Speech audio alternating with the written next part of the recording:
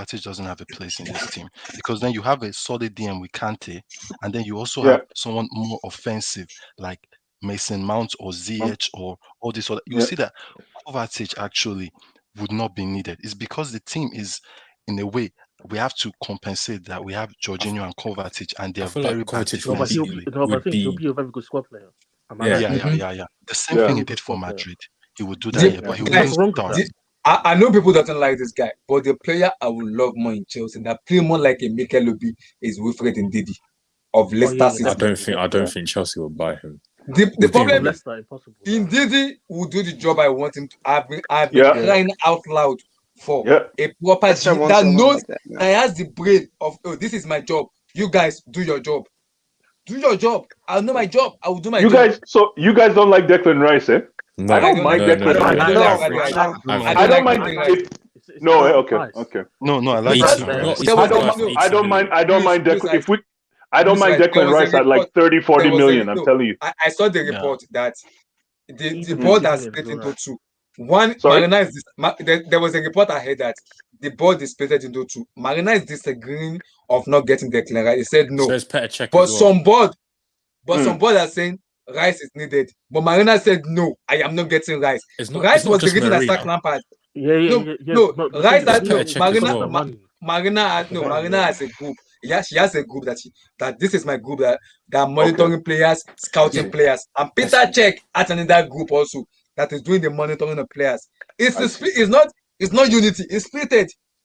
It's not unity. It's splitted. Yes, that was a report I heard. It's splitted group. It's not even Okay. unity group. Abdullah, I have That's a what the question problem for is. you. Yeah. So, like, for 35 million, would you take Declan Rice? Obviously. For I'll sure. Do you take know it what- for do 30 you know- million. He's Do you worth know what 50. West Ham In this said? day and age, it's worth David Moyes 55 said million. Declan Rice is not going less than 150 million. I said, Yeah, what the then heck? we Get out. don't need him. We don't need him. No. We can get players from France for that, man. What about Yves Bissouma with I like Yves Bissouma. Yes.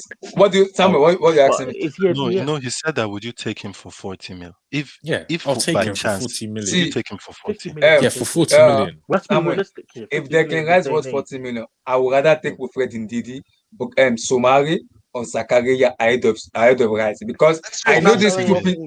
I know this stupid agenda of England. They will come in and say the way they do to Tammy It's Abraham, true, Messi. it's true. No. I agree with him. Tammy Abraham, Messi, Mount, and Declan Rice is the most beautiful player. I don't want it. I'm not for that. Abdullah, if he can do the job, man, that boy can play ball, man. That boy can play ball. Play Not ball, that but bad. I he's mean, not Play ball, man. I can't hate. He's not even You English. can't hate, man. He can play ball, but English agenda will kill you. They will kill you. It will. They will kill you. It's Man, already killing us right now. he has size. He's rugged. He's mean. He's got speed. He has a good passing range.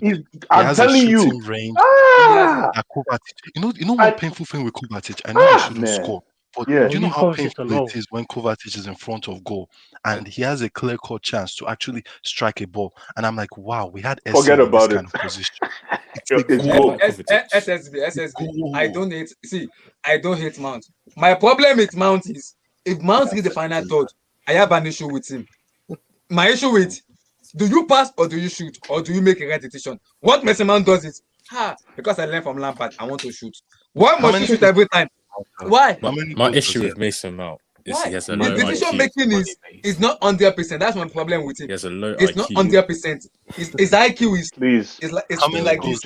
Gentlemen. Fans hate Dao. Yeah. It's money makes guys. Come on. I think our next midfielder, our next big midfielder is coming from Liga.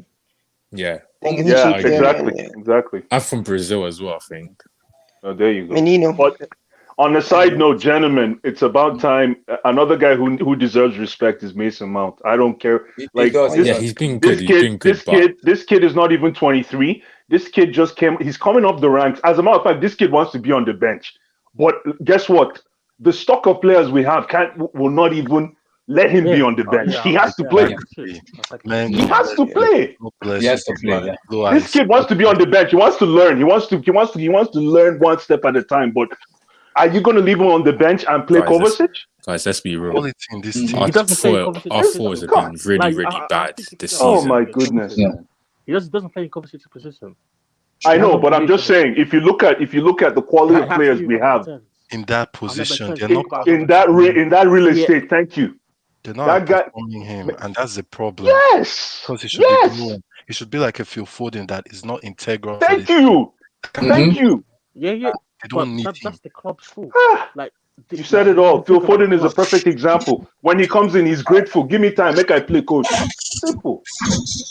We need to sell players in the summer. These are all the club's fault. Like I don't think we should be blaming individual players. It's the club's fault for their recruitment of these players, the recruitment of managers.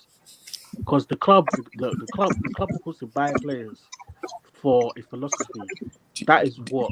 Do you think if So you're top saying four- we're a system? You're saying we're a system club as opposed to? No, we have no It philosophy depends as a on the club. manager. It depends. We on have no the philosophy as a club.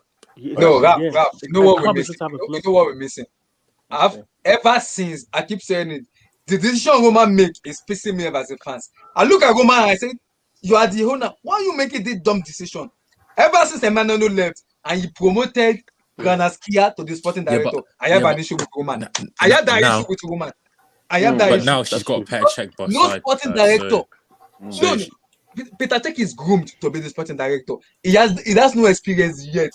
Emmanuel has been with Chelsea for like so many years, and he went, and you can't even get another replacement, and you promoted Granaskia. I'll give some props to Peter Cech. Give some props to Peter Cech. He's the one that actually got Kai Havertz. He might have not performed this season. I know, but he's the main reason. I know. But he's been groomed to be the sporting director. You notice this. Let's talk about this guy, Ross Barkley. Ross Barkley now is on loan. He was starting for us last season. And We're selling that guy. Not getting to we need to sell him. He's gone. No, see the quality. Poor mentality. Poor mentality. Chelsea. Oh, yo, you guys are we can't have him back at our club. He can't start for Aston Villa right now. Yeah. That's to show you the quality that we had and this season too. It's crazy. Let's talk about formation on Wednesday. What formation do you guys want to see? Let me bring it out. It's always going to be 3-4-3. If it ain't broke, don't try to fix it. Yeah. So what's the? Is it formation squad? What's that app? Is that you have forgotten that app? What's the name of the app? Oh, I think it. Wait. Damien, do you know the app? I think. Okay. So Jorginho Kovacic. Oh my goodness. If Chico doesn't get top 4, does he get sacked? Do you think? No. If they sack him, that's his players. It's horrible. Abdullahi. Yep. It's buildlineup.com. Oh yeah. Buildlineup.com. Okay, build. Jorginho Kovacic. Lineup. Oh my god, that's a headache. I'm thinking of that right now. I'm like, And then we have you have no choice. I know. Aren't Porto at a disadvantage? Don't they have like Oliveira out, right? Oliveira is out, yeah. Yeah, Oliveira is out. Is it the lineup wizard? This is not the one we usually. There's one HH wizard. I usually use it, but what's the name of it? I've forgotten that name. You should have it on your history though. I swear down, it's this one. Yeah. Isn't this one? Damien, what's the name? It's called Build Lineup, but it's called Build Lineup. Build lineup. This is the one, bro. Yeah, I'll put it in the link. Let me see. Let me send it to you. Okay. This is what I'm saying. As much as people bash Werner is still one of our best offensive players. Yeah, at least, yeah. He's trash. No. Werner is garbage, trash. I'm sorry. No, you can't say that. Yeah, but the only thing is he keeps the fire burning up front. Yes, so, this one. Thank you. This one. It's one I'm looking for. Damn, bro. I've seen it. Yeah, thank you. I saw the blue line that I put on that. I was like, I've seen it. Thank you. And Werner plays with 2 left feet, man. He does. I'm telling you. He's a terrible footballer. We need to question the recruitment of Werner. Exactly. Because he can't play against low block. Exactly. And that's what the Premier League's about. And we lost anyway. I don't want to use that phrase, but we lost Jota to Werner. Oh, my head is hurt. Yo, I'm sorry. I didn't want to put that. I don't want to compare people like that. But man, we are going to. Okay, let's be honest. We only signed Werner just to make a statement, just to say we're flexing. You know what I mean? Like it wasn't actual scouting. He was a good player. Like it was a shocking signing. Next summer. So what's the color? Blue, right? Main color. Is it main color? Oh, blue. Werner is a quality player in Germany. Yeah, he has to start. He has to start. No, So- I'm not. You're right. He has to start. Sam, what are you waiting for the lineup? Mendy, right? Yeah, Yes. Mendy. Yeah, Mendy. Caballero. Hey, you clown. Don't say that. Yeah. Thiago Silva has to be benched for the next 5 games for what he did on Saturday. I That know it was was a that- mistake. That ref That was was suspect. Jorginho. That was That Jorginho. was You know why I can't Huh? blame him too much? Because can't of blame Thiago Jorginho. Silva. I feel Jorginho It's pushed Jorginho. him into the fire. Yeah, Jorginho it was pushed him Jorginho. into the fire, man. That pass yeah. was nothing he could do. He had to make a tactical foul. Yeah, And the yeah. second, Hospital pass. the second one too was Kovacic, who couldn't pass well, and then Oh. That gave wasn't a wrong Kovacic. That was Jorginho. It was That was Jorginho Jorginho. who That was passed The that. second one, the So second. The second was Jorginho as well. It was doing Rabona. It was doing Rabona. It was Jorginho. So It gonna was say doing Rabona. It was not like There was no like need that. to do that pass to Kovacic. That was a stupid That was pass. why I said in the Saturday match we missed Ugolo Kante. And if we Big lose, time. I'm not gonna get angry. But Kante will not allow that 5 goals to go in. No, That is the person that knows his job very well. absolutely. That's someone that knows his job very well. I have a question for all you guys. So, like, Yeah. there's obviously a lot of like young French midfielders on the come up in Ligue 1. Like, which ones do you guys think would sort of I want I have Chelsea? on my mind. Zakaria. I I have want Zakaria. the guy in Monaco, what's his name? Is he in Monaco or Yeah, Lille? he has a tough name. Yeah, Awa? it starts with a Awa? T. No, it's not Awa? Awa. Not No, it starts with a T. Oh, sorry. Yeah. He's Chumeni. young. He's young. Yes, Chumeni. yes. Yeah, that one. Chumeni. And I also love the little guy. Abubakar. Is it Sumari. Abubakar Sumari? Yeah. Yeah. What Yeah, position? Sumari, yeah. What position? That's a DM. Samara is a I'd DM. rather have See, that. I know we have this English agenda, but I'll just be real here. None of those players are better than Declan Rice. I'm telling you. That's why I was going to say the same thing. Agenda. I'm telling you, man. Why? Hey, man. Wait, you don't need to go far. And then the whole thing about waiting for a player to ramp up, come into the English league, and then have to ramp up for half the season. You know this. Declan is just next door, man. Sam, Yeah, but Blue Declan Rice is like a 70 See, million. this is no, Yeah, this is too much money. You know You're what? right. West Ham, Guys, Talking about 70 mil. West Ham said they're not gonna send less than 150 for Declan Rice. We can give This is them. what they said. This is what they said. I think We can give them Nah, they're Kovacic dreaming, and Loftus Cheek, man. We can give them Nah, you Kovacic can't- and you Loftus can't He Cheek. said that they would need the Bank of England and the Royal Bank of Scotland money to sell Declan Rice. Can you imagine? Abdullah, look at that comment. The guy said it right. The only problem with Rice is his money. You can say that, and I'll agree. Yeah, absolutely. At best, It's he's like nothing, 50 but mil. he's a At quality best, player. at best, he's 50 mil. Yeah, they just have to. If we finish top 4 and they finish in let's say 6th, 7th, then it might look a little more attractive to try to bring him in, and then we can talk the numbers then. But I really think he would be a steal if we can get him below 40 mil. That's never happening in this market. Or even at 50 mil. I won't lie to you. Even at 50 mil. 55, I don't mind that. Like, Yeah, Is that but right? like Is that right? anything thing that is, transcends if we 60, I'm not down. Yeah, the thing is, If we get him for the same price as Chilwell, it's not bad. If Yeah, it's 50 million, yeah. Oh, that would be amazing. I think except if Declan Rice himself forced the move. That's he's yeah. not I gonna was do yeah. that. He's That's not gonna do that. So guys, Nothing to Sam, what's the lineup for Porto? Mendy. Yeah. So Thiago. Silva. Where's okay? I know this is a good guy. Yeah. Silva in the middle. oh yeah. You don't like Christensen, eh? No, I want Christensen too, but I just this Champions League, man. See, like I'm 50-50 on both. If Silva plays in the middle, I'm good. If Christensen plays, I'm good. Like, but I think Aspi also has to play, even though Aspilicueta has been a little bit shaky. But let's just our captain and all that, so let him just play. Exactly. Yeah. So who plays in the Jorginho Kovacic? Agree, right? Oh my goodness. It's a given. It's a given. Yeah, it's a given, man. Kante is are you not gonna? fit, right? No. Kante is Unless injured. No, Thomas Tuchel said it's gonna be back for the second leg. Yeah, okay, he's not fit for this there you game. go. There you go. Jorginho. So wait, now this is where the problem is. Are you gonna go for Cho or who are you gonna go for? Is it Cho Standard or formation? The standard formation. I think Cho will be the right wing back. Cho? Cho, So you go for Cho, yeah. Hi. No, unless if Cho is playing, then you got to bench Reece James. Yeah, that's what I'm saying. No, put Reece in there. Put Reece in there. Defensive solution. Oh yeah. Put Reece in there. You got to bench Reece James, man. It's one of for me, anyways. Reece I think James. we should play. He's I got mean, some we We'll should go shot. to everybody one after the other. So Sam, you're Sure. gonna show or Yeah. Reece James.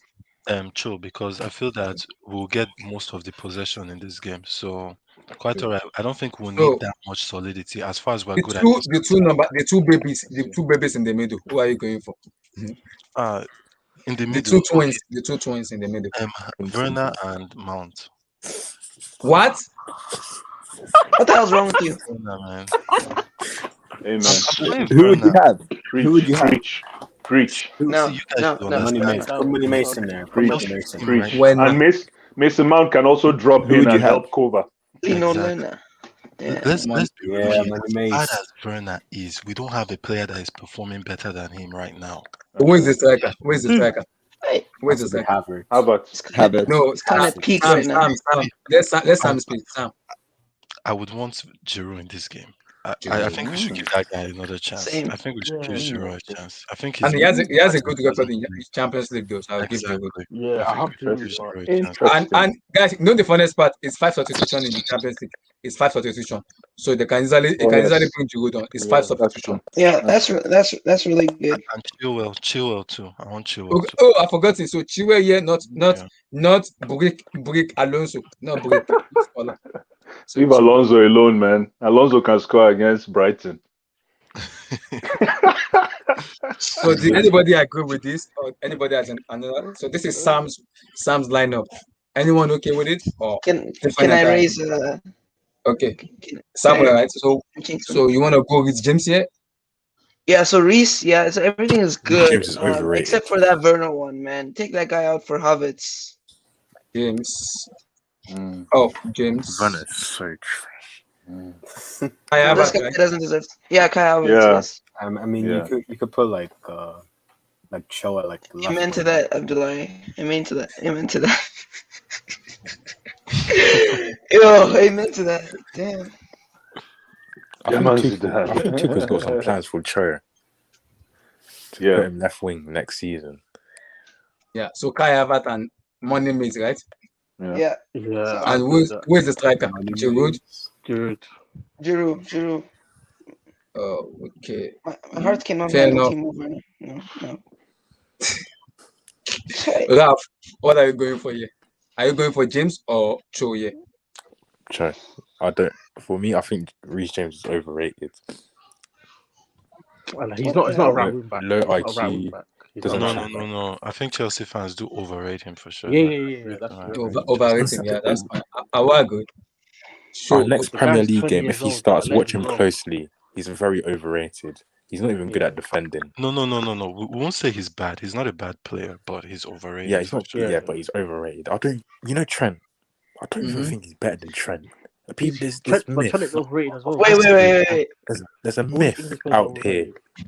There's a myth out here that Reece James is better at defending than Trent. No, Ralph, in the back four, I'll go for Reece James because it's a very good cross of the ball.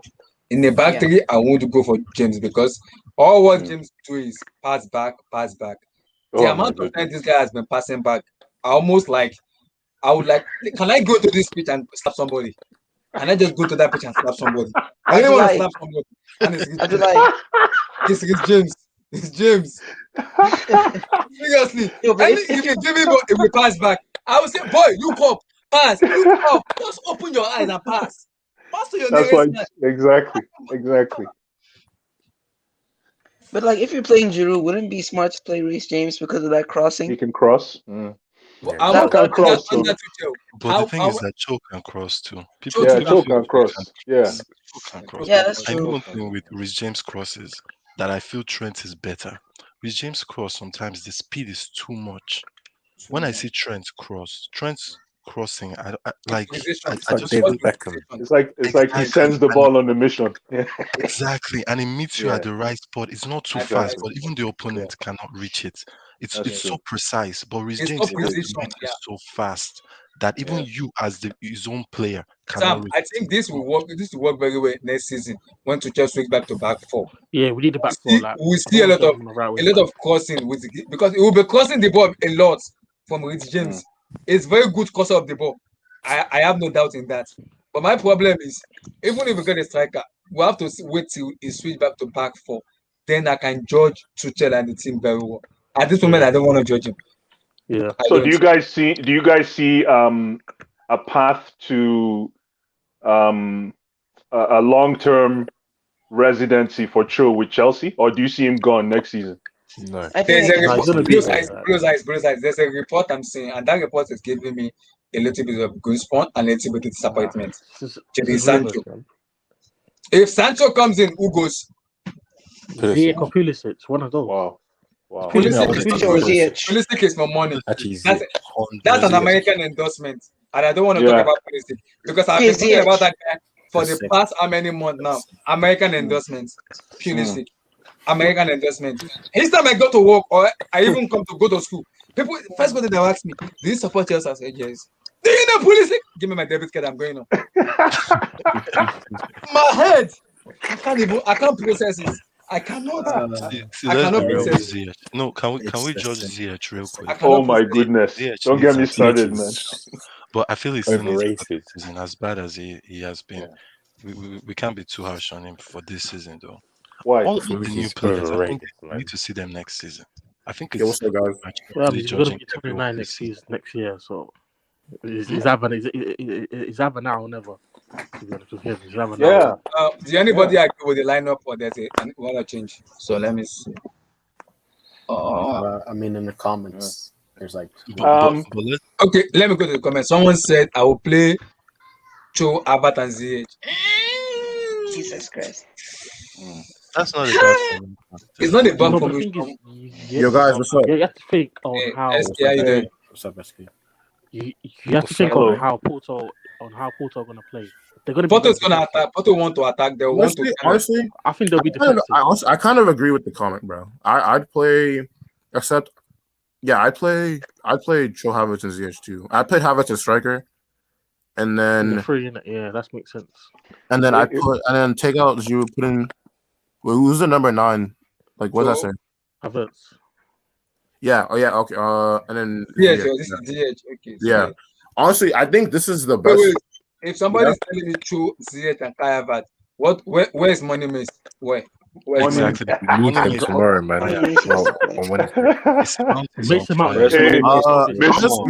Mason Mount is part of the furniture, guys. Let's not touch him there. Honestly, I want to play Mount in this game. Yeah, but I would have him come in as a sub for Kovacic, if anything. Wait, really? But don't you think that Mount? Because I listened to I noticed something about Tuchel. I think he wants on a long time. I think he wants to play back 4. But he hasn't get the player because he said something on Saudi. He said I had 2 formation on my mind. See, let me tell you why. Let me tell you why. If I anything, I'd play him for coaches because Porto are going to be very defensive in this game. So normally I would say take him off for Jorginho, but Jorginho is going to be needed to like dictate the tempo of the game. So I want to take him out, and then Mount just isn't good enough offensively to play ahead of those 3. SK. Yeah, I will play Jorginho against Porto. But I don't want to swear for somebody. I will swear for somebody. If I see Jorginho doing Arabona, I will swear for him. SK, honestly, what did you say? You said Mount is not better offensively than Cho, Havertz, and Ziyech. Like I don't think he is. Come on, man. Man, just look at the stats, man. It's simple. Data.com, man. It's right there. I'm not talking about. I'm not saying he hasn't played well this year. I'm saying like naturally speaking. Oh, naturally. Unfortunately, you're right. Naturally, he is better. He is naturally, and that's the crop of players we have right now. To the point where Mount is actually ahead. Exactly. I mean, it's the reality. It's the reality. You look at the numbers. SSB, I agree with this. I don't want to go too much on it, but I agree. I'm not talking about that anymore. I agree. I don't want to rant because some guys I don't want to mention his name, but I agree. I'm just saying. I'm not mentioning him. Oh man, hey, I think it's time. We got to take off those glasses and just look at football for what football is, man. If you can play ball, listen, there's a difference between playing football and playing football. I never said Mount was trash though. Sorry? No, it's the football IQ. No, I'm talking about the comments. The comments. I just think he's better as a center midfielder than as a cam. Yeah, he's the number 8. Interesting. Yeah, I bet you he can survive in that position. Absolutely. The kid will learn, man. He will learn. But, Yeah, but here's the thing, He though. will learn, man. I'm not saying he will or he won't, but this is not the time for that. It's a True, Champions true. League Yeah, quarterfinal. Like, it's not Well about. said. Well said. because You're right. I listened to the post match of Tuchel after the what's called after the Saturday match. It took me almost 2 hours to dissect that rubbish happened on Saturday. So when I listened to Tuchel, he said he has two formation in his mind: 4-3-2 and 4-1-4-1. It's like 4-1-4-1, no DM. That's where problem is. No, You there cannot is a play DM. There is a 4-1-4-1. DM. 4-1. The one is the DM. Yeah, the one's at Yeah. DM. Who is the DM? Jorginho, Kovacic. Conte is out. Who is the DM? It'll probably be. He's still Who is got the next DM? season. I think he's still got Wow. next season. I think he's still got next Kovacic. season. Not Yeah, Kovacic. What's his he name? said he wants Jorginho. to play two formation, 4-3-2 and a 4-1-4-1. That was like, if you want to play a 4-1-4-1, there have to be a sitting DM. Somebody sitting down and saying, guys, go do your job. And that is Conte. But he's injured. See, honestly, yeah. I what I will also do is, I would start Chilwell. Because he's better at limiting the whatever Porto counterattacks happen. Still And tough. the reason why the other reason I put Havertz at striker is that he's better. He will have better interplay than Giroud or Werner. I think it's going to be really important because since Porto are going to be sitting back, you really need Werner's pace for this because there's not going to be a lot of space for him to run into. Exactly. And the thing with Giroud is better when he has chances to finish, and with how much of a brick wall Porto have, I don't think Chelsea can be able to create enough chances for him. But I think the front three is fluid enough that they'll be able to penetrate that. Especially with Jorginho dictating playing behind. I think, guys, you guys are not noticing something. Timo Werner work on the right wing than the left wing. I've noticed that very well. If that guy play on the right wing, it's very effective than the inside forward or whatever he plays. Because if he play on the right wing, he can run, he can pass. He can but my point is that Porto are going to be sitting back. So what is he going to be running into? Yeah, where's he running? He's running to the byline. You'll be running because Porto are going to have Porto gonna have like the right mid marking him, and then the right back behind him. There will be no point. Yeah, and the thing is, he can't dribble. He can't get past them. But don't you think Giroud is better for a low block? But the thing with Giroud is, I think that Giroud's like ability to play with others has diminished a little bit, and I think I don't think it's his fault. I think the players around him just have low IQ. He's a very good link-up player. That's why he still plays for France. Like he was doing that in the World Cup. Like, but here's the thing. World Cup was 3 years ago, and France have a much better squad than Chelsea do. Like Griezmann's understanding of playing in a front two is a lot better than any of these guys. That's what I'm saying. It's the players around him. But it's not even. I'm not even saying it's his fault. I'm just saying like it just doesn't really work in this kind of setup. Exactly. Sometimes, if you haven't played in the EPL, I sometimes consider you haven't seen it all, man. Because EPL defenders and midfielders, they might not have this IP that everyone wants. That beauty thing to see in the eyes. But man, they'll break you down. So guys, is everybody agreeing with this lineup, or you have a lineup? I don't just agree with Cho because I feel Cho needs to do more, man. So you need more. I don't think Cho deserves that. So Sam or Ralph, this is what you want, right? Yes, sir. Samuel, are you okay with Ralph or you want someone? I disagree with Ziyech, but I think Mount has one controversial change. Mount. Yes, money makes. I mean, if Mount is gonna play, he's gonna have to. Then you don't want to take him out for coach. Who plays it? It's gonna if Mount's playing, it's gonna have to be. So who plays it? Samuel, who plays it? Where? Cho, Mount, Havertz. I think that would work. There's no point in playing Ziyech and Mount together because they're just trying that would be redundant. Yeah, that's true. I agree. Yeah. So for Cho, I guess I just have one controversial position. Chilwell, man. I'd rather Chilwell be on the bench, and I don't mind risking this guy, Alonso, man. I'm telling you, and the only reason I'm saying this is, man, Alonso has a goal in him. Somewhere, somehow. I know. And he's got height. Jesus Corona with Alonso. I am done. I'm telling you, and he has height, and he can crash the net, like they say in basketball. He can crash the boards. And when you're playing a low block, Alonso is game over. I think honestly, the only way you can play Alonso, in my opinion, is if Jorginho doesn't play, and you kind of need Jorginho. Because I don't think those two are such a massive. Because they're too slow. They're too slow on that wing. Slow and they're not defensive minded enough. So Chilwell is more defensive. It's very good in defensive. Alonso would be good. If Kante was there, it would make sense. Alonso would be with Kante, that's right. That's right. Mm-hmm. Yeah. So I guess as is, and maybe in that Cho's position, maybe Ziyech, just because he can make a magician pass, out of 100. Mason Mount, right? Mason Mount remains, in my opinion, just because we need that help in the midfield, deeper in the midfield and outside. But see, here's a problem. Here's the problem I have with this. If you play both of them, is neither one of them are going to make forward runs, which is the reason you would play Havertz. Ziyech. Like they don't because they're more midfield. They're not as forward thinking as like. Wait, but how many forward thinking runs have Cho made? Let's be real. Like Cho has been the first 2 games for Tuchel were great. But after that's because when he was playing wing back though, so it's a little bit different than having him play. But he also played even the game against what was this team Tottenham, and it wasn't that good. Like I actually feel he's another player that is a little bit overrated. I think against Atletico when they came in, there was a pass that Jorginho gave. Is it Jorginho or Kovacic who passed him that ball? I was shouting in my watch along. Damien was there. I was like, "Cho, can you just put your laces into this ball? Don't do anything stupid." He was mad in that live stream. He was mad.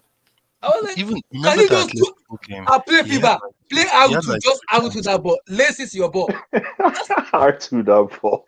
That's crazy. I think he's a little bit overrated. Chelsea fans need to be calm with him. Cho, they need to calm down. Yeah, like that's why I don't know. That's why I'm asking if he's going to make another season. Yeah, because I think Chelsea wants to go for Jadon Sancho. This is my next question to you guys. Who goes if Sancho comes in? Ziyech, Pulisic, or Cho? Two out of them. Two of them. Two out of the three. So regarding Sancho, this guy has gone he sort of just ghosted in the media and everything. And I don't think Chelsea will get him this summer because we have other objectives. So and Man United are sort of cooling their interest. So where does this guy go? I think Tuchel like him. I think Tuchel likes Sancho. He wants to get Sancho. So that will prompt Manchester to buy Sancho this season. Hopefully that happens. Champions League. Okay, let's just say hypothetically we get Sancho. Who goes? Ziyech. I think Ziyech goes, and I think Pulisic goes. Yeah. Actually, we sell 2 players in one season with how much? No, it's only one that's gonna go if Sancho is coming. It has to be Pulisic. It has to be him. Because remember at Dortmund, Pulisic played until Sancho came, and then he just didn't play anymore. It was because it was injured. But how much? What do you think Pulisic is commanding in the market right now? What do you think his value is? American money. Because it's Marina. Marina is a stupid human being. God forgive me. Because she like money. We probably looking for 60 million. I can guarantee you, Marina is selling Pulisic 100 and something million. That is but how can you sell Pulisic at 100 something million with what he's going through right now? That's Marina. No, it's not about Marina. Pulisic is not Hazard. Abdullah, I know. If Pulisic goes for that amount, then Abdullah, Sane went. Okay, Abdullah, Werner, when he scored 30 goals last season, went for 30 million or 40. Sane went for 40. There is no way in hell that Pulisic is going for 100. No. There's the thing about Pulisic. He has market appeal. As long as Marina is the Chelsea, he has commercial value. Yes. Pulisic will go for 100. Marina is the one Not anchoring 100. Chelsea, not Abdullah, Roma. can I say What? something though? But Abdullah, will anybody? the thing with Sane only had 1 year in his contract, In so his contract. that's Pulisic why has 3 more years in his Pulisic has contract. like 3 more years. But 3 more years. So I don't I, still agree though. He cannot. It's impossible. I think highest, if we're lucky, we get 40, 50 for him. no, see that's No, wait. Marina Ganaski Abdullah, if Chelsea's lucky, they'll break even, and that's not even gonna happen. Well, Maybe, guys, yeah, you gotta note this. It's never gonna be over 90, 100 million. But Pulisic has commercial value as long as he can keep the hype and have good performances here and there, or good streaks here and there for a while. We can maintain his market value because, believe it or not, he is earning a lot of cash for Chelsea in the U.S. market, and the U.S. market is a huge market. In America, yeah. Pulisic is earning so For much that money reason in alone, America. yeah. Like I live in Canada, and we have Alphonso Davies, right? Mm-hmm. Like he's a thing now, right? But they don't even care about Alphonso. They all talk about Pulisic. Good in Even America, in Canada, yeah. Somewhere in America, yeah. Everybody wake up if Chelsea play 12:30. That is 6:30. everyone's waking up. We're waking up 5 Yeah. o'clock because of Pulisic. They don't want to watch anything, just Pulisic. That's Okay, it. now if you guys want to eat commercial value and sacrifice trophies, you clap for yourself. No, we won't. No, here's what's gonna Hey, happen. They're not gonna sell him, or they're gonna sell him and still get a decent amount of money. That's a good thing. Mm-hmm. Yeah, true. On the business side of things, but to say that you're going to get him for anything over, if you get him for 80 million, man, Marina is an amazing salesperson. She does that. She is, does though. that stupid stuff. She does that kind of stuff always. She does it. Wow. I'm not gonna be surprised. I'm not surprised. She does it. That's her job. Wow. She make money. Wow. That is the job she make for Roma. I mean, the fact that Chelsea could have sold William to Barcelona for 50 million plus Malcolm is. For Malcolm, yes. That's true. Oh my God. I That's will true. never forget that. Barcelona came in 3 times. Demia, is that true? 3 seasons back to back, they won William and they want to give up Malcolm. Marina said no. Oh my Well, God. how come? But here's a question. Here's a question. How come she wasn't able to offload though? Like, they didn't want to. They didn't want to. They could have. I don't know. Because the backlog is heavy, man. Our backlog. No, but William was a quality player. He was a good servant. Well, he did his time. William of course. was okay. He was good though. It was good, man. Like, let's not. I'm just curious. Where is Sancho going, guys? Like, I really don't know. There's nothing. There's nothing about him in the news. I don't know. I saw the news. I saw the news this morning that Chelsea want to go in all out. I was like, Sancho? Then who the hell goes in Chelsea if Sancho is coming in? Who goes? I mean, honestly, if we get Sancho, that would be huge because that kind of profile would be important. You could even do a swap deal. I don't know, maybe swap Hudson-Odoi, or because Sancho wants to leave. Like it's probably he wants to leave, but hey, Pulisic has to go. Yeah, guys. A question. This is a little bit off topic, but did we talk about the fact that Lingardinho is balling right now? Lingardinho, oh my days! This is why Timo Werner is a meme now, bro. What Abdullah went?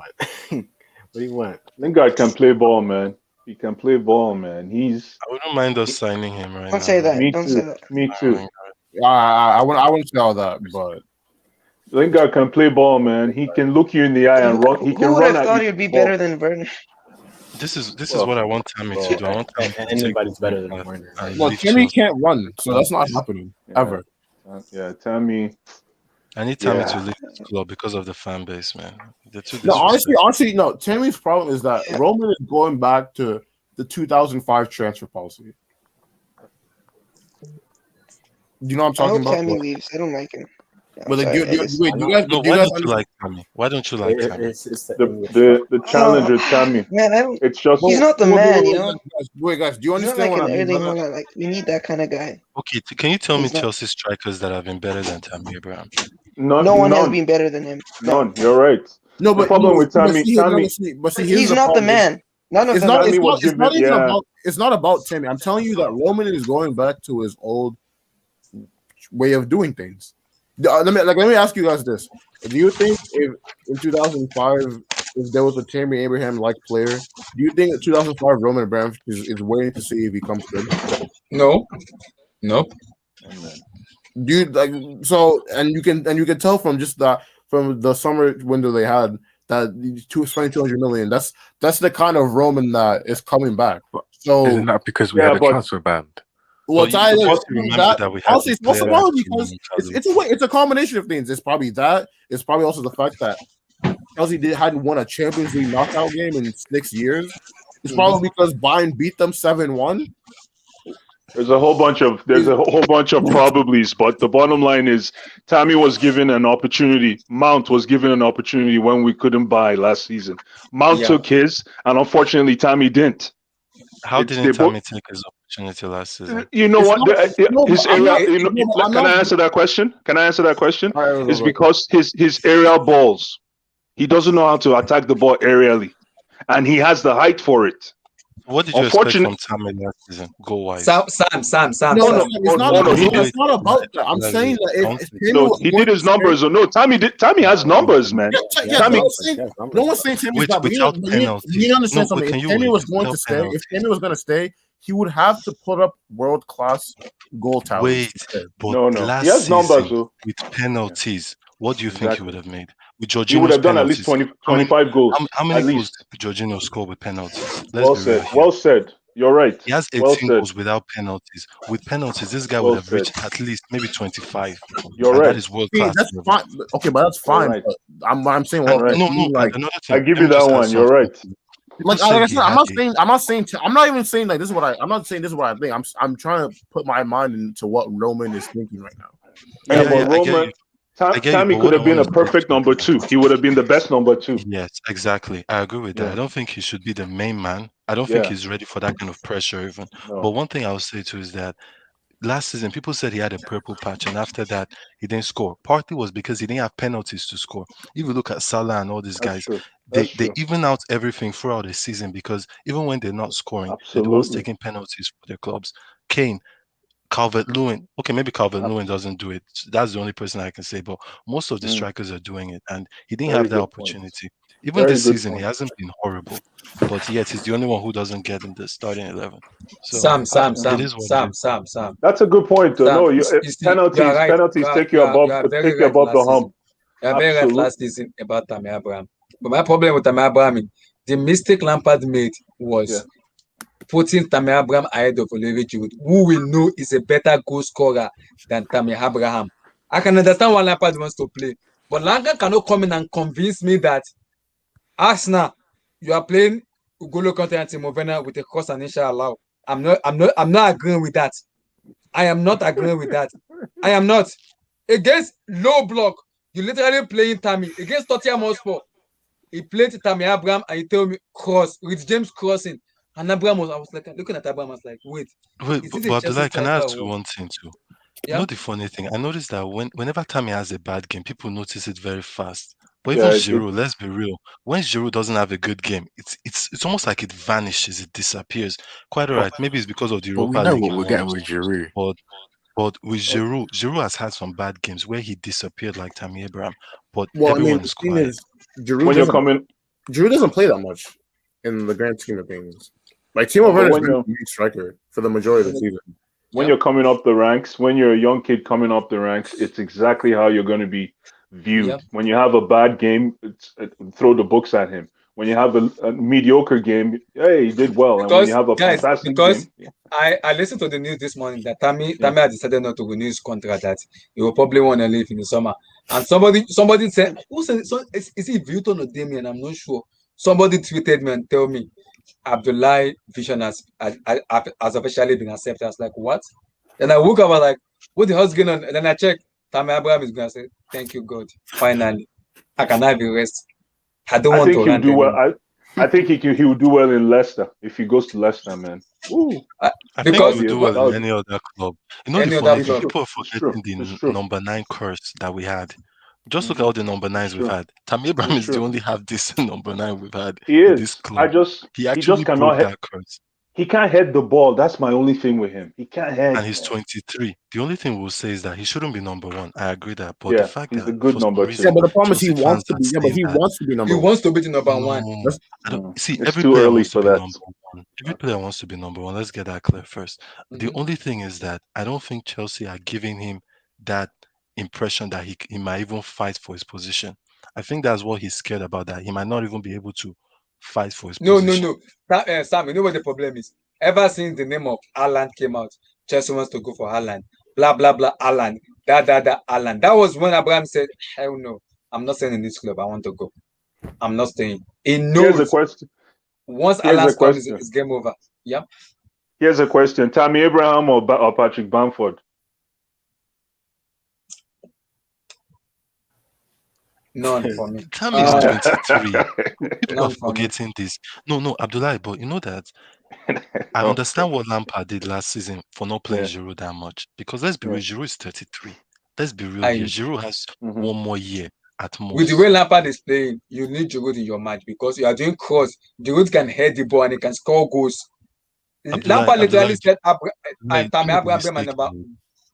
He made with Batshuayi. It was Batshuayi that was the mistake. It wasn't playing Tammy Abraham. The mistake last season was that Batshuayi was our second striker after Giroud. And if you notice, Tammy Abraham was playing games. Sometimes he didn't play. But who came next? It was Batshuayi. When we played against Ajax, it was Batshuayi. It was until Batshuayi had such a bad game and Tammy Abraham was injured.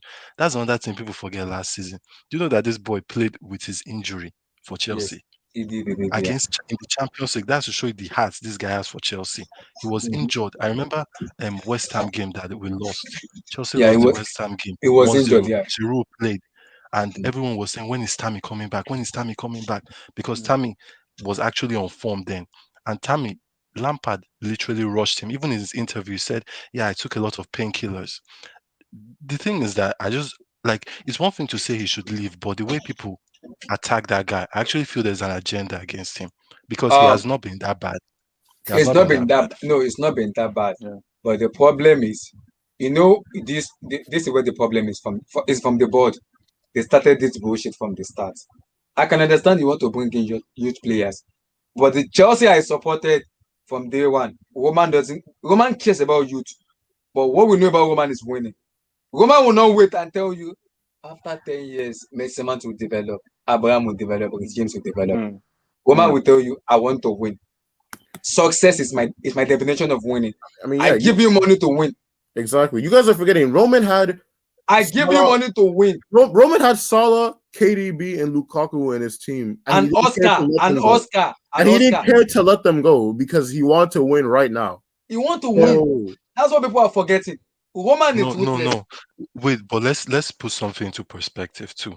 Those guys didn't even have a chance. Number one, they didn't have a chance. Exactly, but that's my point. The only reason these two had a chance is because there was a transfer ban. If there wasn't a transfer ban, exactly. But that's why I'm saying performing people who were better. See, let's be real here. If these guys are not putting up, if Tammy didn't have 18 goals last season, if Mason Mount wasn't our best player last season, it would be another thing. But these guys were actually the main guys. They were the star players. Here's the problem. No one in this team is better than them. Okay, but here's the problem though. They were the main guys. They did okay. I see that. And what did Chelsea get? 4th. I totally understand what you're saying, but okay, exactly. We spent 200 million, and what are we getting? Maybe 5th or 6th. Okay, so you know what Roman's solutions is going to be? What? Spend another 200 million and see what happens. That's literally always been how he does this. Is literally spend another 200 million and see what happens. Because the thing, time is showing that spending that money like that sometimes is not the main solution. I'm not saying I'm not saying he's doing this right or wrong. I'm just saying that I get what you're saying. It's his way. It's his way. Now that there's a manager of Tuchel that has a philosophy, the board want to back him and give him, because the player where I'm looking at this team and not Tuchel's player, because you can't sack a manager without giving the player he wants. And I know Roman, he will back Tuchel for him to succeed. Of course. He will back him to succeed. He would literally tell him, Tell me what you want, because I was listening to I was talking international. It was like there are some pieces I already spoke to Marina and the board about, and even Roman himself. He said it. Teacher said it. I have spoken to Marina and the board with Roman himself about the player I want. There are some aspects I don't like, and there are some aspects I like. There are some players that need to go in the summer, and there are some that will need to stay. That tells me somebody is getting shipped out of Chelsea Football Club. I know. Exactly. You know, and somebody is getting shipped out. Honestly, and the board have been a problem, honestly, since 2015. Yes. Since Mourinho's last, because remember Mourinho's last season before everything went to shit, he was complaining the entire summer. He was like, I want new players. This team needs new players. This team needs new players. And they didn't get him anything. The thing is that people should realize too that it's not going to happen. He's not going to spend 200 million if he cannot sell players. He will That's sell 100%. See, Because this Zuma team will, right now, Zuma will go. That's number one. Giroud will leave. who buy That's all number these two. players? Zuma will see. Zuma's a solid back. Everton is the defender, and I know if they have Zuma. And Everton wants to get him. Like yes, Everton want to buy him. We are selling We are selling Tomori to AC Milan, 28 million. That's another money. Zuma could possibly go maybe 25. You're forgetting FFP is getting relaxed, so he can very well just spend all that money and there's Ross Barkley, there's Ruben Loftus-Cheek. These are getting sold. That's like 50 or 70 million already in the pack. So those are money. They can be spent. Abdullah, you're forgetting something. It's about the current squad right now. Mm-hmm. We have 3 left backs. Emerson is going because Inter Milan wants to buy him and Juventus wants to buy him. So he's going. The thing is that all these players, that's one of the reasons Lampard couldn't get Declan Rice, is because we couldn't ship Jorginho, we couldn't ship Kovacic. Nobody wanted these guys. That's partly the reason. Serious? Wow. That's why I see that a lot of Chelsea fans were crying when Sarri got sacked. Because if Sarri was there, Jorginho would have gone. Jorginho would have gone to Juventus. Yeah. But they sacked Sarri. Yes. And I think I'm hearing the news that Sarri is going back to Napoli. So there's a possibility of Jorginho going back to Napoli. Even if you guys can, you can even check Tuchel's first interview. He said it there that he talked about selling of players specifically, that he wants to increase their market value. That's why, in a way, maybe he's even playing this formation of three at the back, so he can play 3 defenders, because we have the overload of defenders in a way, and then he can also play our wing backs, which are a little bit. We have like 3 left backs.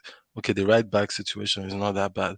So most of even Jorginho and Kovacic, in a way, he has actually done that, because from last season to this season, I think people respect these players a little bit more, especially after reaching the quarterfinals for the Champions League. In a way, I think it also helps your market value.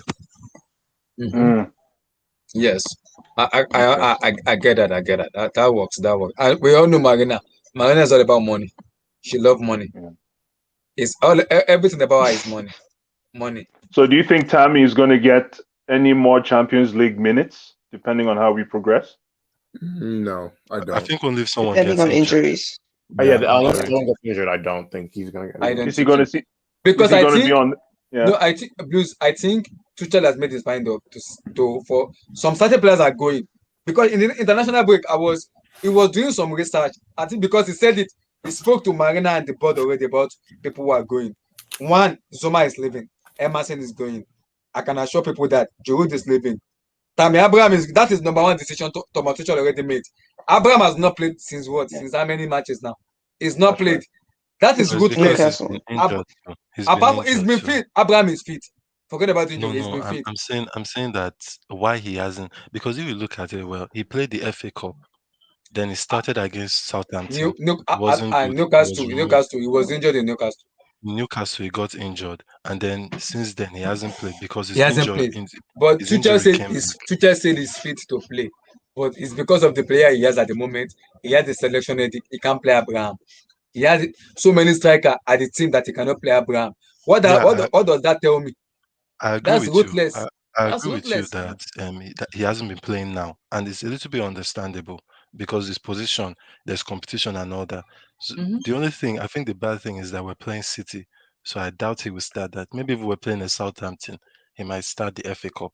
But since it's City, I think he might want to go with Werner because of counter attack and or Giroud. or Mhm. Havertz even. I think he wants to go strong, depending on the Champions League game, how it works out. Nope. I agree. I No, agree. Tammy, I'm a huge Tammy fan. I thought Tammy was going to turn out to be Blue eyes, somehow blue like eyes, blue eyes. Wankwo. Yeah. Somebody kill me on social media when I made mention of Tamiaba and Victor Osimhen. I get killed. No, Abdullah, that comment is extremely wrong, though. Okay, for me, is your opinion Which comment? It says Osimhen is better than Tammy Abraham. I stand with it. I stand on it. I stand Yeah. on it. I stand on it. Osimhen is better. I stand on it. I stand on it. Victor Osimhen is 100% better than Tammy Abraham. He is. He is. What is Osimhen doing for Napoli right now? Forget not much. Well, he's been injured. He's been injured for most of it. Now we're calling injuries and all this. No, I hear you. I hear you. Let's be real. He was playing in Lille. He was playing in Uber Eats League. Let's be real here. You can't. That's another thing people forget. Yeah, Tammy Abraham is playing in the Premier League, and people forget that. I don't care about that bum. Good point. I think for Abraham, it's better to leave for both parties, really. So yes, I agree too. I agree too. I think he needs to develop more, and he needs a team that will give him that time. I think he should go to. I think he needs some appreciation because Chelsea fans don't like. You know where he should go. You know where he should go. He should go to somewhere like a Crystal Palace because Crystal Palace do not have a striker. I think they do. They have Batshuayi. Whatever. I think honestly, I think him and Zaha, and if they get another winger, Crystal Palace, I think they can do something. Maybe Swansea. Zaha and that'll be a good. Eberit, what's his name again? Eberit. They can do something. Or maybe even West Ham. West Ham would be a good one too. That's true. Yeah. I love that. I love that Iberi is a guy. Nigeria should call that guy. I love that guy. And I want us to get Haaland, and I want to see Haaland outperform him. I just want to see that happen. Haaland, I will be on his case. Haaland, I think guys, let's talk a little bit about Haaland. Let's talk a bit about Haaland. My thought in Haaland is, I keep saying it. People said I am hating on him. I'm not hating on Haaland. Chelsea has an history of two things: number 9 cost and a record signing. He has never worked in Chelsea. Andres Shevchenko did not work. Fernando Torres did not work. Alvaro Morata did not work. Thank you. Now you're telling me to spend 150 million on Haaland. Haaland will score goals. I am not even worried about scoring goals. Are you sure he will score goals? Haaland, there's no club in world football than where Haaland will Premier League EPL defenders. EPL defenders. My problem with Haaland. You play the leg before you play the ball. My problem with Haaland is when I say Haaland had this attitude of Diego Costa in him. It will bully defender. He has that attitude in him. Did you see Haaland in Norway against Norway? I saw him. I watched it. So who did Norway yes, play? I understand. EPL is this, EPL is that. But my problem is guys. My problem with Haaland is the record signing we are buying him is a problem for me because we have an history. Go for it. No, it's not about the history. Just wait. Okay, so you look at Haaland, and he's a completely different profile of player from the ones we bought in the past. You look at Morata, you look at Werner, and when you make an assessment, this guy has a world-class mentality. You can tell. You can tell by his body language. You can tell. I agree. You acting like Werner was trash before Chelsea bought him. That's another thing. No, Werner has a trash mentality. He might be a good player, but he's a trash. He has a trash mentality. He was never world class. Come on, man. Werner was looking like Werner looked so good. And YouTube is so such dangerous. Dude, okay, so thanks Nagelsmann for that. It's not about the footballing part. Let's just leave the footballing part out for a bit. YouTube is I'm talking about the mentality. I'm telling you, man. YouTube. What? All those YouTube channels, I'm sure all these their agents, they meet them. I used to watch. I'm telling you. Crazy, man. So guys, let me he scored a lot of goals. If you are Tuchel and the Chelsea board now, give me 3 or 4 players you are selling this summer and who you are bringing. Wow. Me, I'm selling Giroud. One. Giroud needs to go. I would actually keep Tammy Abraham, force him to stay, give him Cho's salary. Maybe that will make him stay. Because if Cho is earning that, Tammy Abraham deserves it. So just give it to him. If I don't want to talk about Abraham. I digress. If he stays, Continue. then I would keep I would for sure Haaland and Tammy Abraham. But I would prefer Kane, but we can't get Kane. But I'll take Haaland. So what are you selling? What are you selling? Giroud, Emerson. Kovacic can be a bench player if we can't find anything better. But if Kovacic doesn't want bench, then he should go. Like, I will have a discussion with him. I'll tell him, you'll be my bench. Like, you come maybe 15 minutes. If you're okay with that, you can stay. If you don't want that, then you can leave. Do you know Tuchel love Kovacic a lot? That there's no way he's gonna bench him. See, Abdullah, if his I don't know about Kovacic that. gets us the Champions League, then I'll accept that I'm wrong about Kovacic. But if it doesn't, then he will lose his job for sure. So it's up to him. If the love for Kovacic is worth it, then good. But apart from that, I would sell. It's hard for me to say this, but I think I would sell Zuma, and it's really hard for me to say it. But I think Zuma might need to go. And all those lone players, they have to go for sure. Actually, Moses, I wouldn't mind Moses coming back. Wait, he's still at this club? It's not happening. He's on loan. Yes, he's on loan. Yeah. Oh, I wouldn't mind Moses coming back and playing that wing back position. Where is this? Where is this guy? Where is this guy here? But Loftus-Cheek has to be sold right now. Where is this guy? This one here. Who? Zabacosta. Chineke. Jesus. Oh my gosh. I mean Zappa. Abdullah, would 2005 Roman sign Zabacosta? No. Man, inflation rates have changed, man. 2005 was then.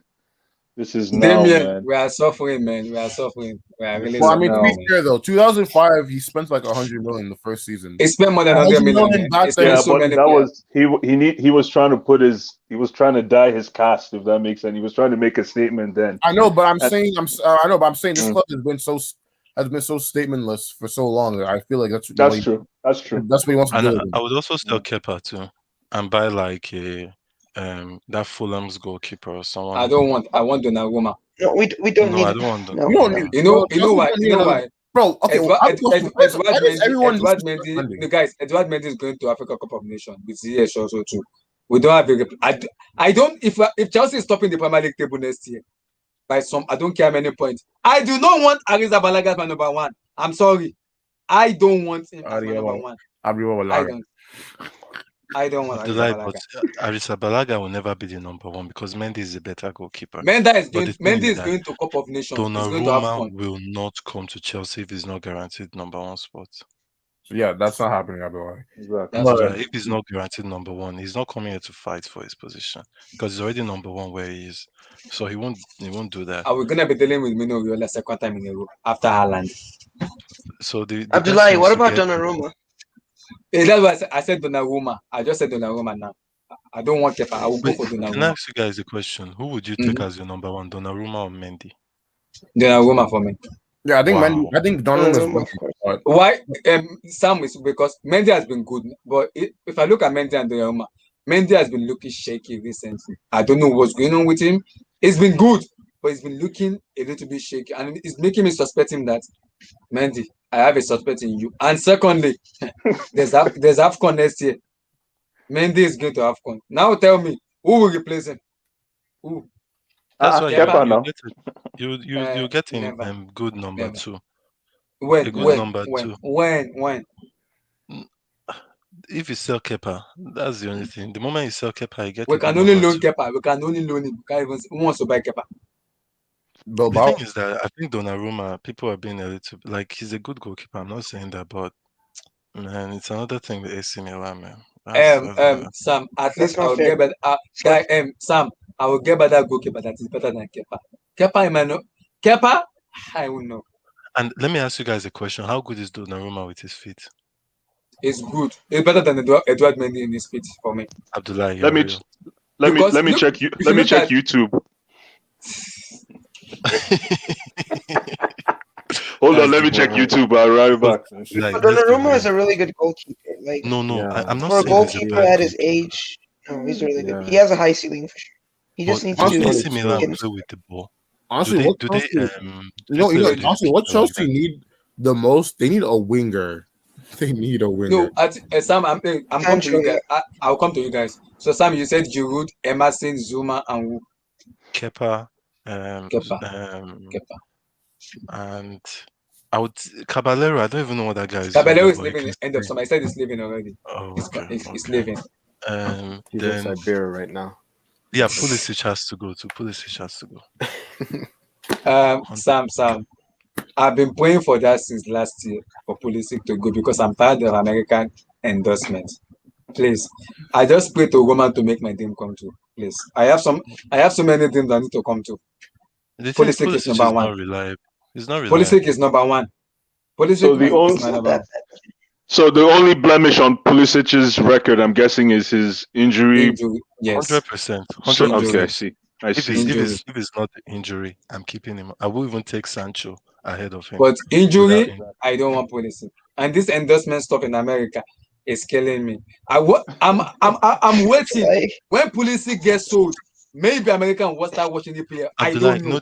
know the thing. I'll sell Pulisic with a buyback clause. I'll make it airtight that maybe in 2-3 years time, when he has a better injury record, I can get him back. But that's it. But like, Which club he's do you not sell him reliable. to? Which club do you sell him to? Keep him in the EPL, man. I think Barcelona would want a player like Pulisic.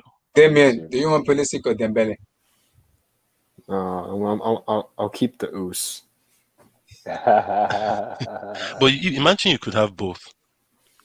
Why not? I mean, do you not know who this club is? Which the Chelsea Football Club? Why not get both? Interesting. See, this is what I'm talking about, man. Chelsea is a mad club. Barcelona could easily have Pulisic, Ousmane Dembele there.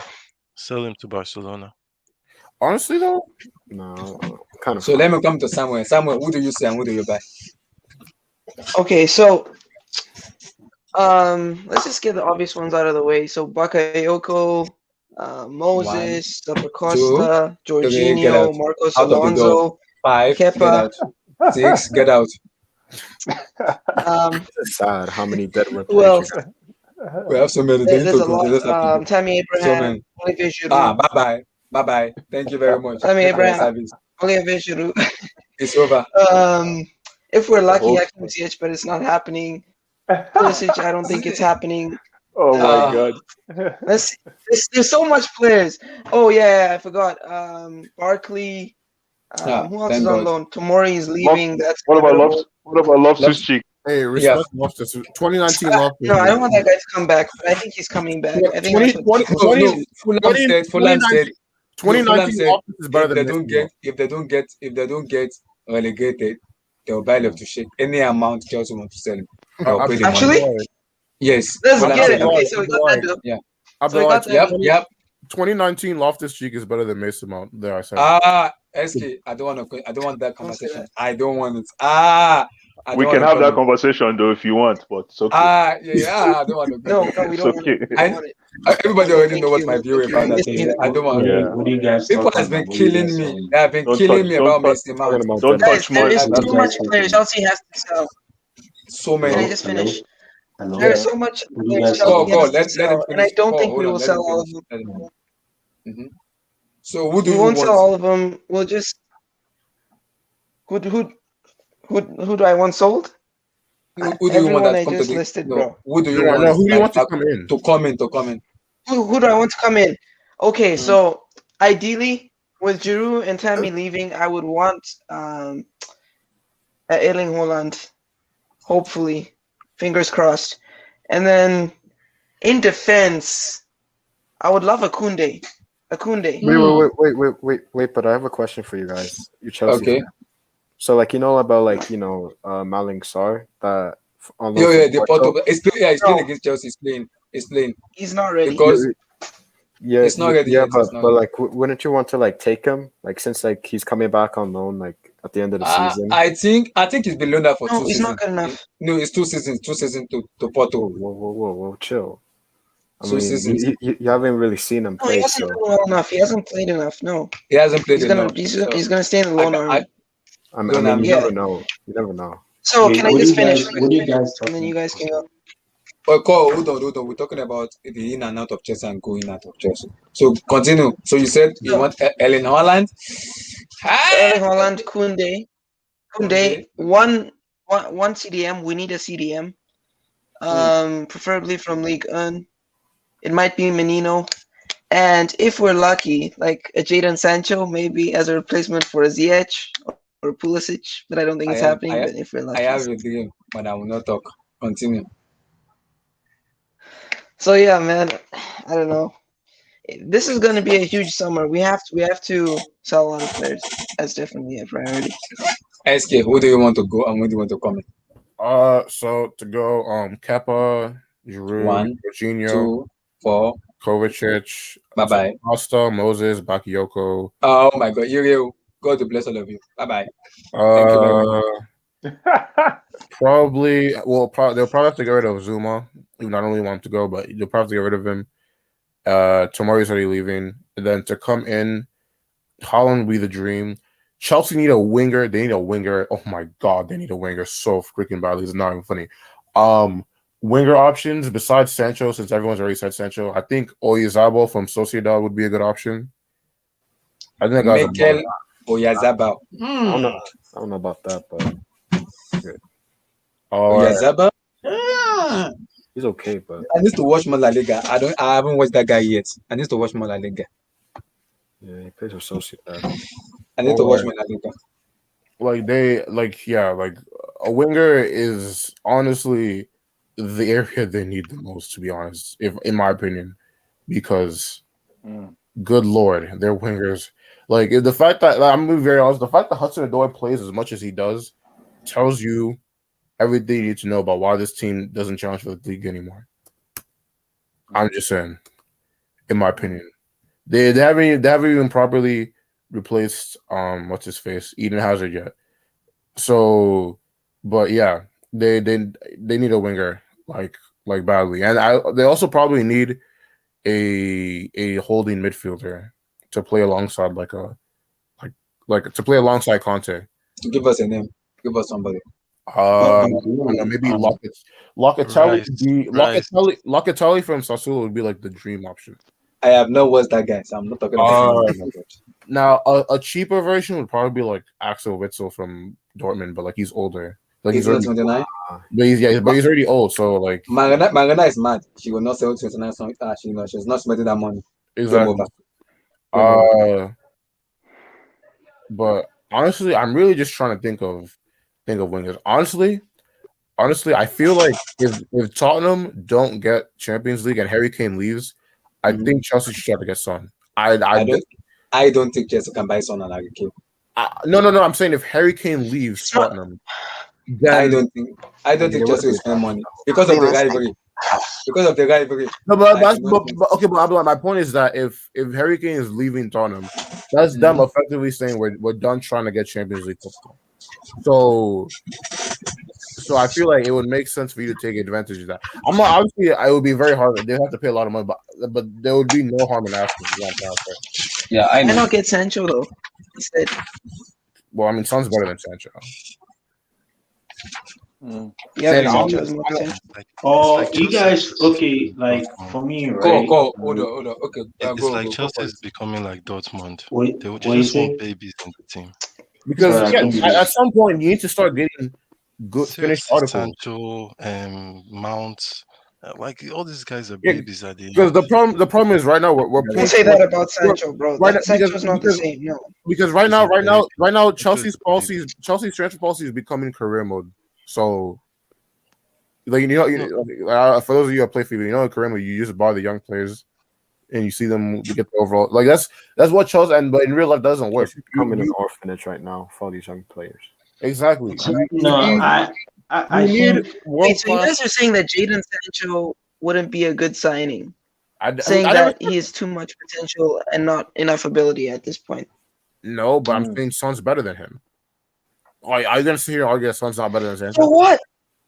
It's not happening. It's completely unrealistic. That would never happen. I'm sorry.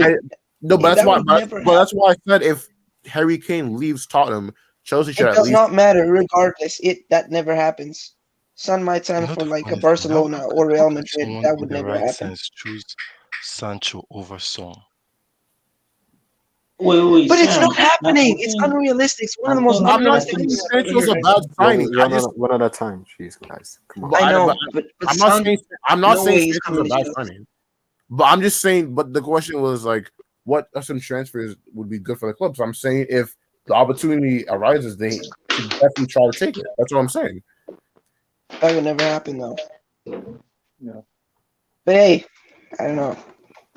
I say Kovacic, Jorginho, Billy Gilmore, Barkley, wrap them up in a bow and say thank you very much for everything, and bring in Declan Rice or Kessie and call it a day. Wait, who said that? He's a good shot. This is Abdullah, who this said is that? so disrespectful. Wait, Abdullah, who said that? Yeah? I said that. It's just too much, man. Abdullah You said zoom rap in so I can see the names. Hey man, Is Abdullah I can say. You want me to say it again? I say. I can't see who Barkley, said the names. Barkley. Let's talk about the names on the lineup. Barkley, Loftus-Cheek, Mateo Kovacic, Jorginho. Billy Gilmore. Throw Billy Gilmore in there. Wrap them up with a bow and say Merry Christmas to someone and bring us. And when you do that, you bring us Kessie from AC Milan or Declan Rice and call it a day. Billy Gilmore's like 10 years old. Sorry? So disrespectful. Bill Gilmore, that's why I say you throw him on top of the package. You throw him on top of the package. I am back. I'm back, guys. Are we discussing like FIFA things or like actually? Abdullah, zoom in. You don't need to zoom in, bro. I'm here, man. Okay. You don't need to zoom in. I'm here, man.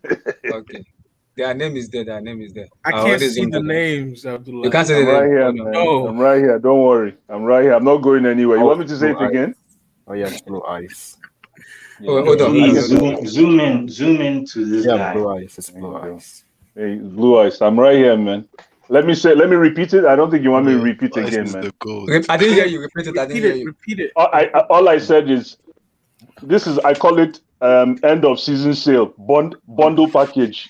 Bundle package. Okay. You package Mateo Kovacic, you package Jorginho, package Gilmore, package Loftus-Cheek, package Barkley, wrap them up in a bow, and then you bring in Kessie or Declan Rice. And I'm telling you, that will decompress that whole squad. Blue Eyes, you are literally shipping the starting 11 already. So disrespectful, yo. I am No, I'm not. It's not disrespectful. I just decompressed the center of gravity. That center of gravity is saturated with a lot of people that don't know how to make that final pass. Just get rid of all of them.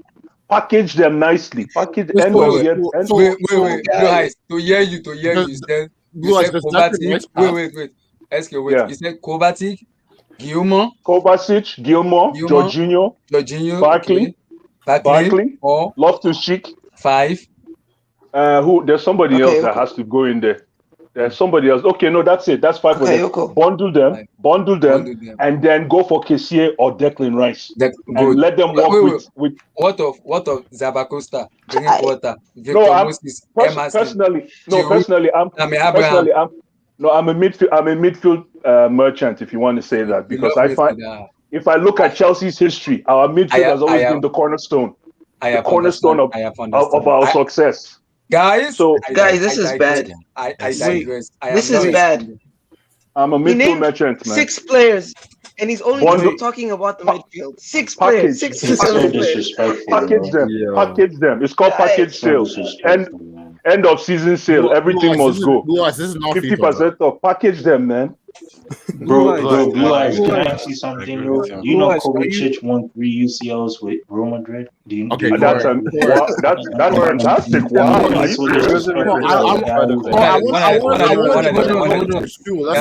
Guys, one at a time. Order. Marvelous wanted to say something. Go. Disrespect. Blue Eyes, are you really a Chelsea fan? He's a Bro, Chelsea don't fan. get me started. I am. That's why I feel this way. I'm a diehard fan, man. That's why I feel this way, and it goes way back. And that midfield is what is costing us all these what ifs right now. I know why Blue Eyes is saying, because I feel your pain too. I remember those years of Essien. Yo, it's that midfield. Balak, Lampard. Also, when those guys left, there was Mikel. There was so many. There were so many. There were Fit, Hajai, physical. Abdullah, you're forgetting My Matic. goodness. Abdullah, you're forgetting Matic. Matic too. You know what? Believe it or not, you know what, gentlemen. I don't know if you guys remember this name, but this guy was a badass. Raul Mireles. That guy could play, man. Ramirez. Oh yeah. Mireles. I remember. So Raul Mireles is better than Kovacic. Is that what you're telling me? Any day. I would say,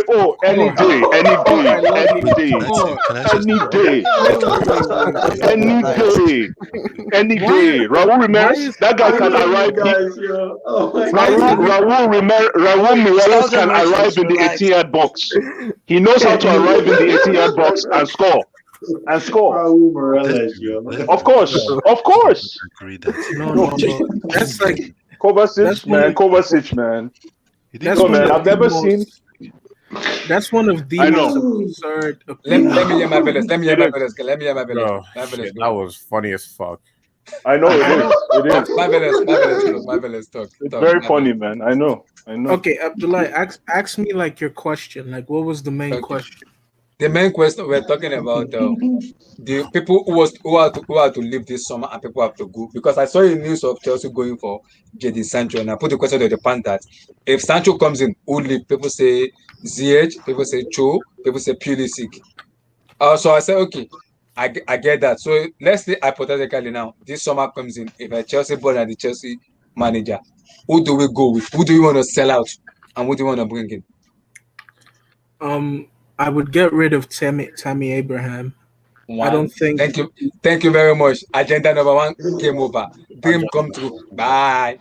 I don't think he has what it takes to be that next level elite striker that we need at Chelsea. I think he will fit very perfectly in a mid-table club. He would look really good in West Ham's system. I think he would look really good in Southampton's system. But he's not cut from that Chelsea cloth. I think he should have stayed in Villa, to be honest. He would also look good in Villa too. Yeah. I would also get rid of Willy Caballero's leaving. He's leaving, yeah. He already announced already he's leaving.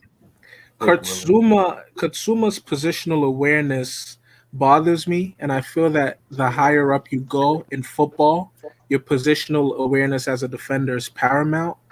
So I would get rid of Katsuma for that sole reason, because I feel that, you see, I can't even make this argument because I was going to say against weaker opposition we can get away with it, but you saw what West Brom did.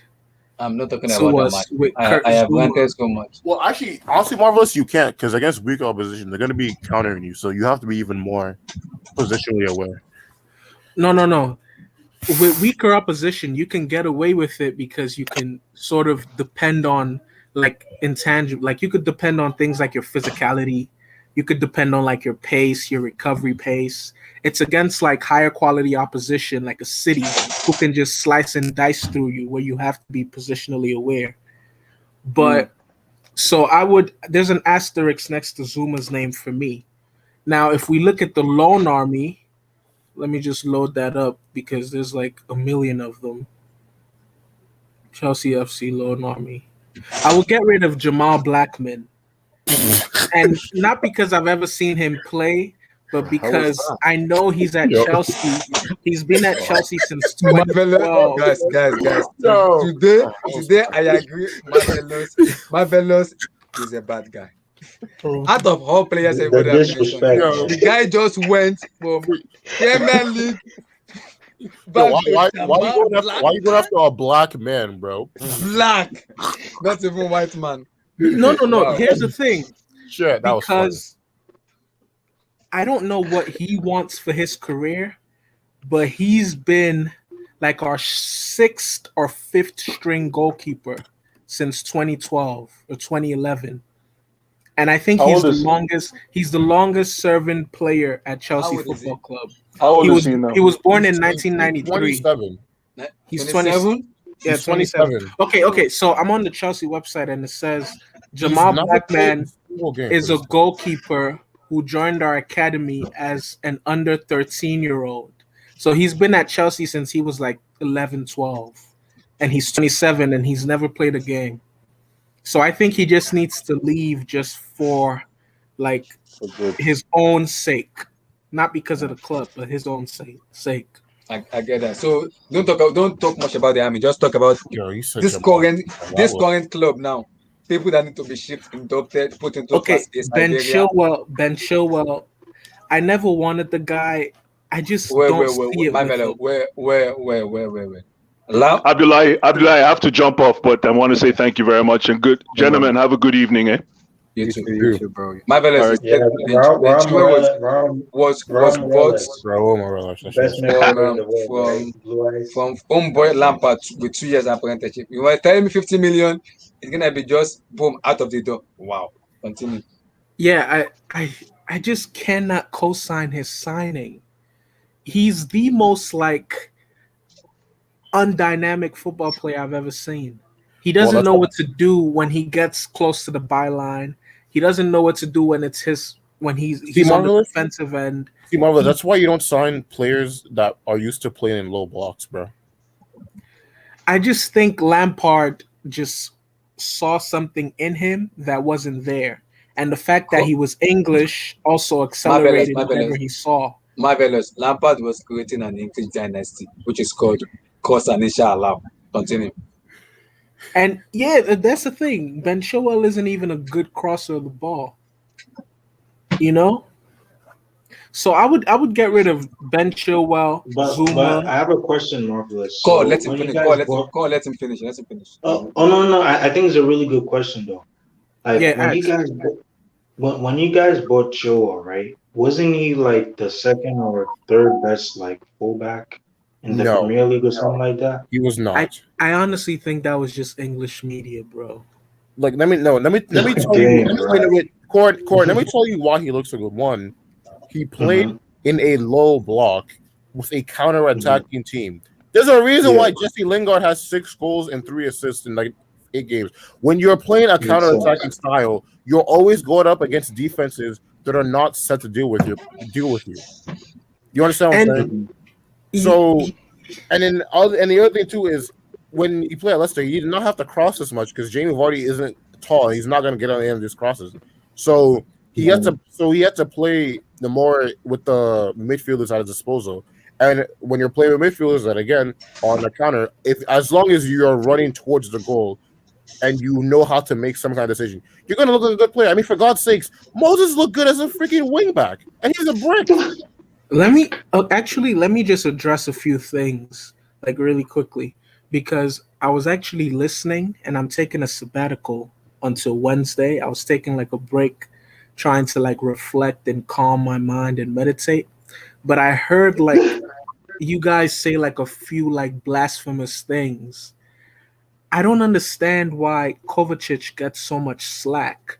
People say, well, he does all the ceremony, he does all those silking and the drifting and the passing, but he has no end product. But typically when people make that argument, I'm like, do you understand how football works? Like anytime people say that, I always think instantly in my head how Abdullah always says use brain and not stomach to watch football. If you ever look at Kovacic when he carries the ball forward from the defense, especially when he's playing with Jorginho, you would know that the distance that he covers alone with the ball, it's up to the players that are ahead of him, Mason Mount, Pulisic, Ziyech, Kai Havertz, whomever that be, it's up to them to receive the ball from him and then thread that final pass. People often like focus on the final pass and they neglect to focus on the pass that leads to the final pass, which is usually the most important pass. If you guys remember Pirlo, he's a player that was really good at that. Toni Kroos is another player that's really good at that when he carries the ball. There's a lot of midfielders whose bread and butter is playing that pass that leads to the final pass. But a lot of people are just stats Would you put Kimmich in that category? Kimmich is another example. Perfect. Yeah. Kimmich is another example. Kovacic, I can make an argument, and this may have to be for another discussion. I can make an argument that he is one of the best, if not the best midfielder, aside from Conte, that we've had in the last 5 years. I can make that argument. This guy you cannot press this guy. On the pitch on Saturday, when West Brom started pressing us as if they were on steroids, as if they were eating the same meal as Big Sam. Marvel, those guys were not eating steroids. Those guys were eating eba, apple. They're eating amala, inyo. There was a point in the match. There was a point in the match where 5 of them surrounded Kovacic, and he literally body fainted. He didn't even touch the ball. He body fainted out of the trap that they set for him. That's how good Kovacic is. Now imagine if we have a situation where Lampard or a manager builds the team around Kovacic and not Mason Mount. So that whole Kovacic needs to go thing is absurd. That just needs to be deaded. And then you have Billy Gilmore. People are saying Billy Gilmore needs to go. The guy hasn't been given a fair chance. Leading up to his knee injury, he was like one. Yo, what the hell happened? What happened? No, Marvelous was preaching right there. Siberia microphone. Oh my God in heaven. Bro, he was. No, I can understand where he's coming from. I think that's the problem. Did Marvel just cut off, or what happened? Yeah, just cut off. It's being persecuted out here, and I was trying to say the same thing. He came back. Like, he's back. Oga Marvelous, where do you go to? Do you just get popped out of this? I'm sorry. When I talk, I usually talk with my hands, and the more passionate I get, my hands start moving, and I accidentally You are a proper fan. I am a complicated fan. I'm a complicated. You are a proper fan. Go ahead. Let's continue your post-Easter sermon. Low-key is the Illuminati, because I saw this week in facts. Illuminati fans? Guys, I'm not Illuminati there. try to take me out. But leading up to his knee injury last season that he suffered towards the ending of last season, Billy Gilmore, a fetus, was one of our best players. And this is another argument that can be made. If they get the same amount of games, Billy Gilmore will outshine Mason Mount. Did you guys see what he did against Liverpool in the FA Cup last season? Did you guys see what he did against Everton, an Everton midfield that had... Come on, guys. Did you guys see what he's able to do when he plays in that Jorginho position? I know it may sound absurd because this season his appearances have been spotty, and I feel like he hasn't been given a few games to develop a run of form and really feel comfortable, and I don't think he's fully recovered from his injury. So you have reactionary Chelsea fans. I don't even think some of these people are Chelsea fans. For example, Blue Ice. I feel like some people just take advantage of man said Rob Morales, yo. No. I feel like they take it. No. Listen, Court. What that was so absurd. I feel like they take advantage of how fractured the Chelsea fan base is, and they come in and they pretend to be fans. But a lot of these people are. Guys, Marvelous with proper Chelsea fans. I'm not. Abdullah, listen. A lot of these people, you have to be careful. A lot of these people aren't Chelsea fans. Marvelous has a Twitter account. He just said Billy Gilmore, if he's given chance, will be better than Mason Mount. Guys, I'm not there. If Billy Gilmore is given 50 plus starts, the way Mason Mount has been given 100 starts in a row, Billy Gilmore's performances will outshine Mason Mount. It's absurd how people look at these things. Mason It's only been in the last. It's only been in the last 2-3 weeks where people have really fed into this narrative of Mason Mount being our best players. He comes on the pitch and he huffs and he puffs and he runs around, and then when he gets one goal, and everyone thinks he's Lampard's incarnate. He is your best player. Mateo Kovacic runs around the pitch. They throw spears at him, daggers at him. They try to stab him with the bottom of their cleat. They elbow him. They kick him in the balls. He still goes through all of that and doesn't lose the ball. Nobody says a word. So it's just like a lot of people are starting to fall for the whole thing that the English media want. They want you to think that Mason Mount is the reincarnation of Frank Lampard. But he isn't. Is the best player. I am not disputing that. I keep saying this thing over and over again. Because I don't understand this. I really don't understand the hatred. Mason Mount. Chelsea's best player is Mateo Kovacic. Bro, because I'm trying to figure out. It's definitely HS believes that it's not Ziyech. He's starting to get form, I guess. It's not Pulisic. He's injury prone. It's not Kai Havertz hasn't really put his how do I say this? His aura on the team yet. So I can't say it's really Kai Havertz. And Timo Werner, we all know he's just a pace merchant.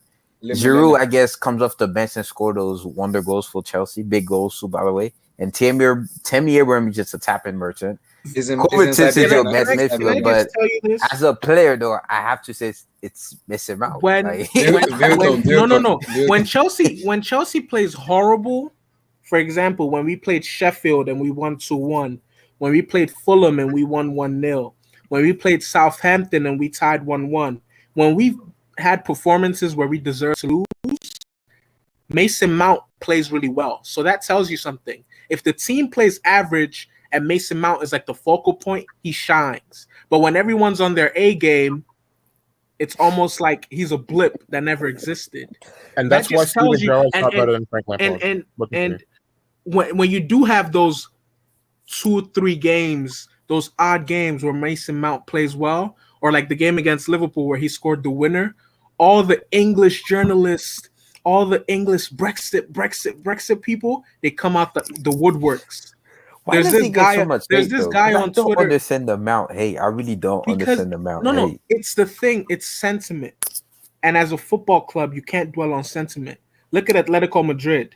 Their whole club is run on sentiment. They're about to bottle La Liga. Hey, bro, they're clearly going to win La Liga. Vilton, enough of your nonsense, Vilton. Continue, bro. He's using reverse psychology. See Mason Mount. They see Lampard.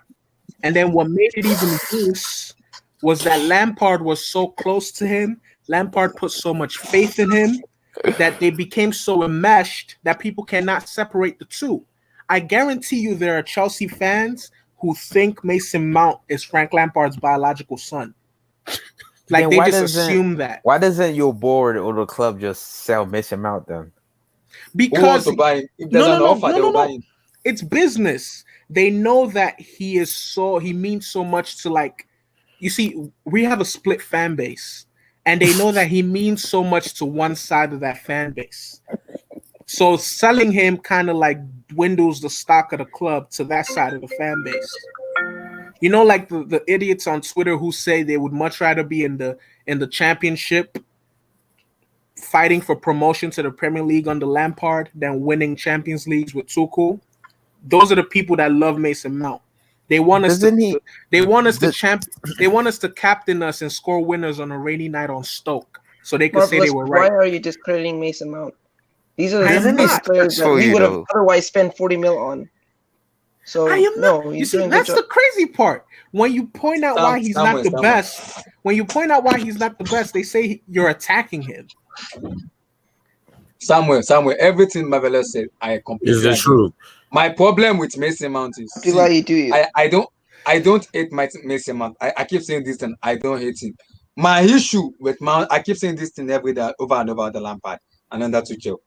My problem with Mason Mount is if it's Chelsea best player, the GOAT in England, the blah blah. If it's Chelsea best player, I demand Mason Mount. Then the team is screwed. I demand him in the final thought to make that simple decision. Don't come and make a class A decision for me. I will swear for you. Okay, Abdullahi, can I just make my point? I say players like Mason Mount, Reece James, tomorrow, all these players that we could use in our squad, they're not supposed to be like the focal point of Chelsea because we're a title-winning team. Exactly. They're just pieces that save us the odd 30 million, the odd 40 million that we would have otherwise spent if we didn't have them. So that's as far as it goes. If you're saying that Mason Mount is the star of this team, you're sick. But see, wait, Marvelous, let me go. See, you know how Wilton. You know how Wilton was like, oh, like he's your best player. Wilton. This would be like if Federico Valverde was the best player on Real Madrid. I wouldn't mind that. No. Let me tell you. I haven't said this. I haven't vocalized this because I just have not been wanting to get into like a Twitter storm and going back and forth with people on Twitter. But I'm just gonna say it so I could close my whole spiel on Mason Mount, and I'll probably never speak about him again. Mason Mount, if you go and watch footage of how they play, is nothing but the reincarnation of Hargreaves. You guys remember Hargreaves when he played for United? Oh my! That's no. I'm not saying this in jest. Go look up how Hargreaves played and look up how Mason Mount plays. They are a carbon copy of each other. Passion, pressing, and then having like genius moments every now and then. Or like moments where you're like, wow, he has so much potential.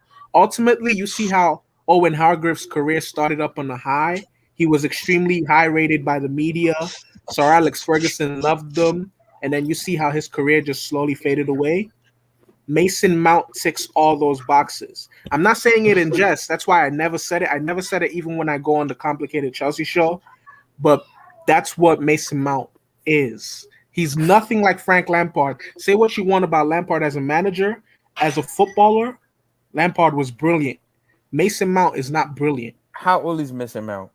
23, 22. Bro. 22. Okay.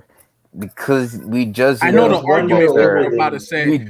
We judging him like he's only 23. Okay. Yeah, but this is and Esco, what you were saying earlier. Valverde was literally one of no.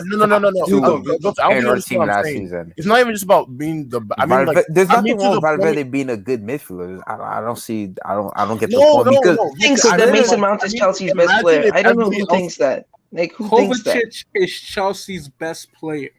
Oh my! Okay, that's. You see, the thing is, when people say Mason Mount is Chelsea's best player, I never. You see, let me tell you guys what Abdullahi does 22. because you know Abdullahi was already like he's not even in his prime yet. Like earlier in the season, Abdullahi was like vocal about how he felt, but then people started racially abusing him, attacking his character, taking it much deeper than football. So he became more reserved. He just like acquiesces, agrees with you guys, never says his thoughts. He just like says, okay.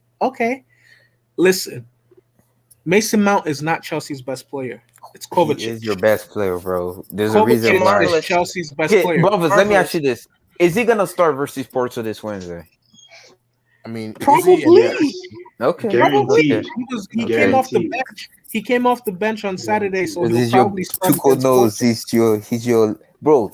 HS call him Lionel Messi Mount, bro. The guy. You know why? The guy is the clown of Chelsea football, bro. HH is being sarcastic when he does that. Exactly. Like anyone that's Nigerian in here knows that that's not like genuine.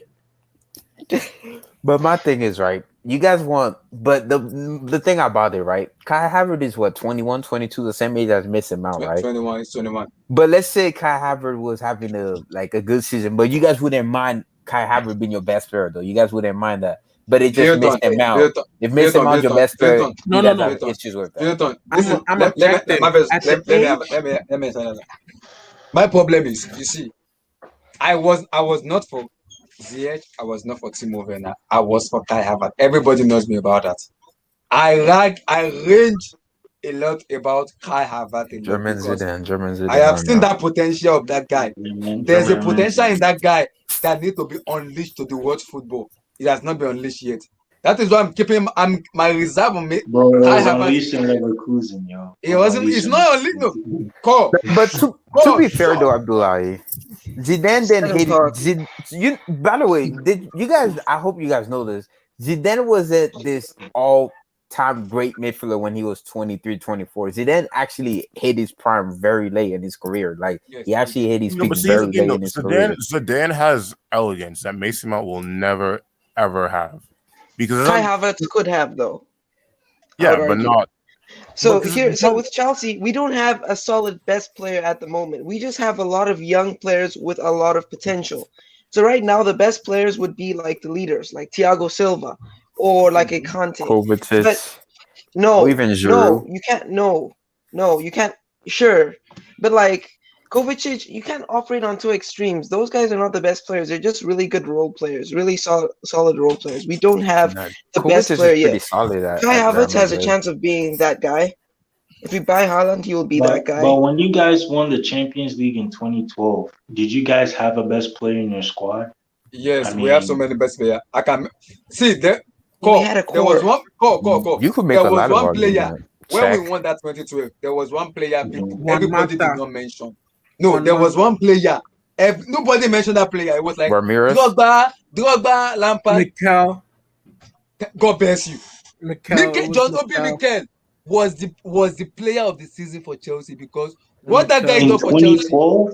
Yes, in 2012. Yes, he was not even Drogba, not even Lampard, because Obi Mikel was the shield of that Chelsea team. It was the midfield that we've been lacking. So you wouldn't give it to Ashley Cole?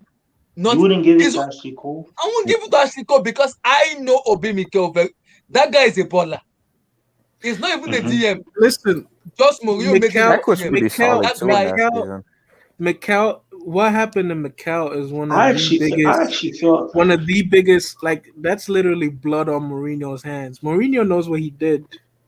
Mikel under Sir Alex would have been like wild, bro.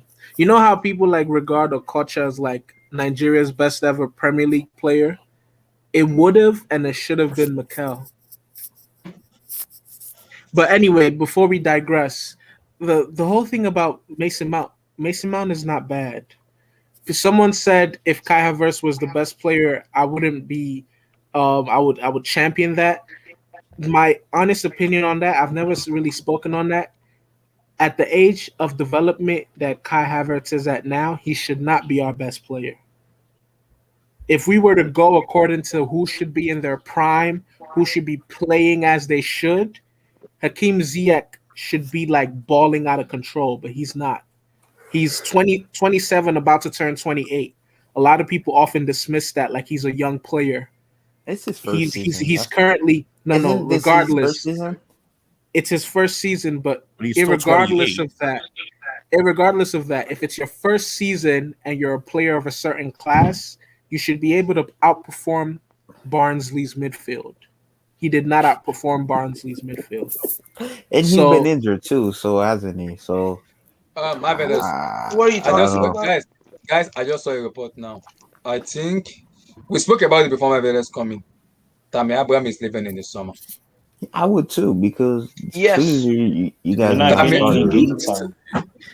not even game time. Abraham is leaving in the summer. I don't mind him because Timo's gonna start.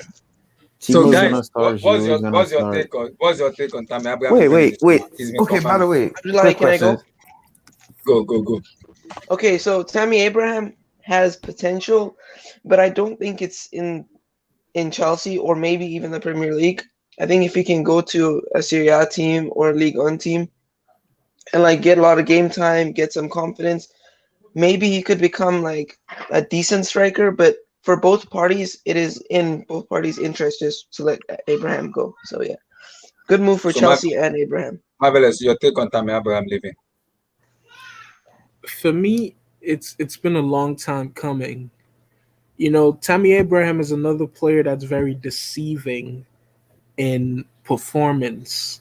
He'll play horrible and then he'll miss absolute sitters, not to the extent of Timo Werner, but he'll miss chances that you would think, for example, with his height, he should be getting a lot of headers that he often awfully misses, he'll miss a lot of those, and then he'll get like a tap in. Or another thing that's always like saved him, usually when we lose badly, if you guys recall, like go look at past results, he often gets the consolation goal. So a lot of people will be like, well, even though we lost, Tammy Abraham scored, so at least he's trying.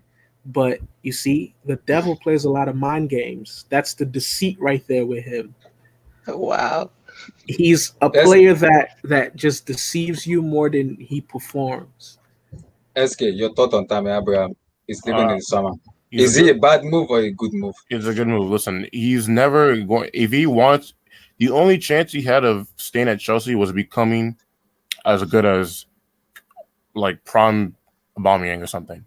Huh? I'm talking about in terms SK, what? Like I'm talking about in terms of his stature of striker. Like he needed to be scoring north of like 35 goals. Do you just I think 20 Aubameyang? No, SK, I don't know why you made that comparison. Because I think for Tammy Abraham it was very simple.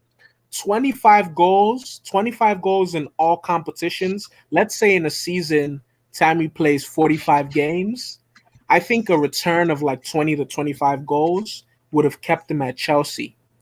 But the problem is I only see him stagnating at like 15, 16 goals. So would you keep a striker at your club who gets 15 goals? But I'm already saying he has no future here though. I already said that. Yeah, but you said Aubameyang as if like that wasn't the standard set for him. No, Marvelous. I'm not saying that's the standard set for him. I'm saying that's like the baseline he would have had to accomplish. No. I think he would have stayed at Chelsea if he was an average striker. But the problem with Tammy is that he's below average. I said, okay, so then I guess that's where I differ with you. I think he's For example, Giroud, as much as we love him when he performs, when he has world-class performances, can we all agree that Giroud is an average striker? At 36 years old, useful break. He's an average. Okay, so Giroud is an average striker, right? SK, isn't it alarming to you that like a 34-year-old is more valued and regarded than a 23-year-old? So wait, question. So Giroud is the baseline of an average striker. Yeah, and you're saying that, and you think that if he performed as well as Giroud did, as an average like prime Giroud, I guess, if he did that, he would have stayed. Yeah, I still trust me. The ceiling is not that high for strikers at Chelsea. I know, but it's not even about him. I'm saying you can clearly see that Roman is going back to his old transfer policy. I mean, this is the same guy that got rid of Hasselbank after Hasselbank scored 20 league goals 3 years in a row. But the thing is, I think the reason Sammy's leaving is more so he doesn't see a future at the club. I think he's had conversations with Tuchel.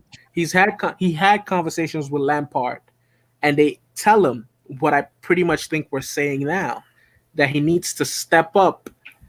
And I'm pretty sure Tuchel and Lampard aren't telling him, "Yo, you need to score like 30 goals." Marvelous. They're not gonna say that. He's a young player, but I mean, realistically speaking, he would have to be at least a tier below world class to play the amount of games that he wants to play to stay at this club. Is what I'm trying to say. Fair enough. Damien, Abraham leaving in summer, is it a bad loss for Chelsea or a good loss? Or would you want him in Barcelona to replace Goldwaite? Hell no. You don't think he's better than Goldwaite? Nah, bro. All right, Damien. That's just mean, bro. Now you're just being a bully, bro. He's definitely better than Goldwaite, bro. No, he isn't. Goldwaite has like scored a winning goal. Like he scored a winning goal against Sevilla. So, and I don't think Abraham has ever done that. So, yeah. I hate you. I digress. I'm not responding. Continue.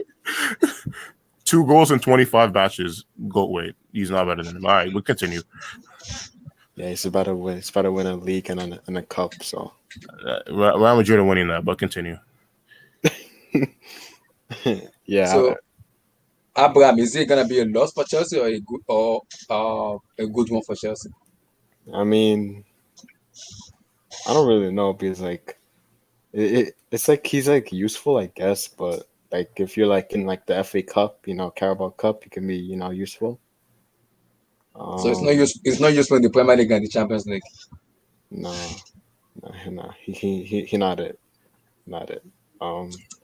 You need to like get like a level above, get like a Lukaku or like one of those type of strikers that is actually like ready for the big boy league, the big boy level. So and he ain't it. He's more of a FA Cup merchant, Papa Okay, so John's Cup. where do you see him going if he leaves Chelsea?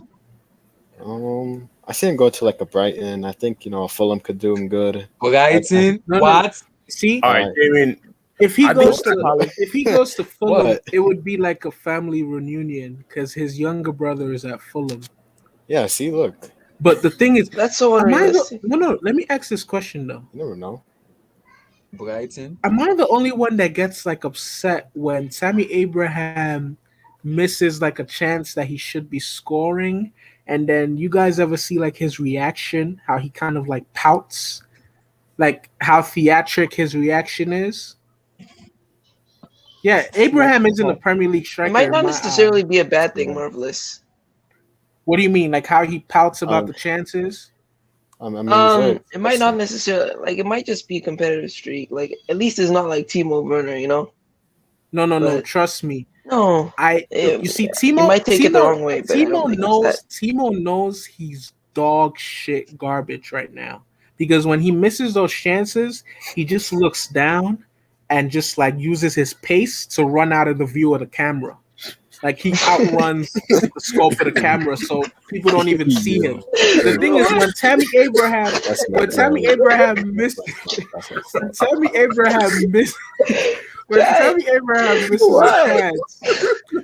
Abraham misses a chance, he's the most theatric. Like he like jumps up, he like punches the ground really hard. It comes across as like someone who's trying to show like, look at all this passion, look at all this like energy, and it makes me think. It makes me think like, bro, if you're that passionate, Wait. Abraham is 6'3", and that he idiot doesn't cannot know the ball. score. Get out of my club. Go in the summer. Go. Get out of my club. Go. Abdullah, that's what I'm trying to tell you. Go. So when he usually, okay, I'm if you done. guys remember the game against Tottenham, he had like two incredible crosses or three incredible crosses from Reece James, where one of them, and this was what made me think it may have been match fixing between Lampard and Mourinho. One of them, it looked harder to not score than to score. Like literally one of the chances, if he just like fell on the ground, his left butt cheek would have put the ball in the net. But he like did some weird twisting and turning to where the ball just like skidded off the turf and went out. And when he missed that, he was kind of like looking surprised. Like, bro, if you're so passionate the way you like punch the ground, put some of that energy into just concentrating and scoring. Marvelous, Like, can I you ask know? you something? Yeah, Marvelous. go ahead. What do you think about Thiago Silva? Is he from Lampard gang or Tuchel gang? I think it's from Tuchel gang because he loves Tuchel a lot. He's from Tuchel gang, and I think the red card against him was harsh. Jorginho was Marvelous. EPL referee are dumb ass. They are bullshit and they're bullcrap. That is the reason they can never blow but to play devil's advocate, it technically was technically a second yellow. No, it wasn't. That's what I'm saying. SK, the follow through doesn't deserve a yellow card because you know why? It's after ball. And the referee could just talk to Silva and tell him, you have to be very careful. If you do that thing, I'm getting a red card. The referee was right there. He saw that Thiago's intention was to go for the ball and not clean the player through. And another thing I've always wondered about referees, specifically English referees, why don't they ever apply common sense?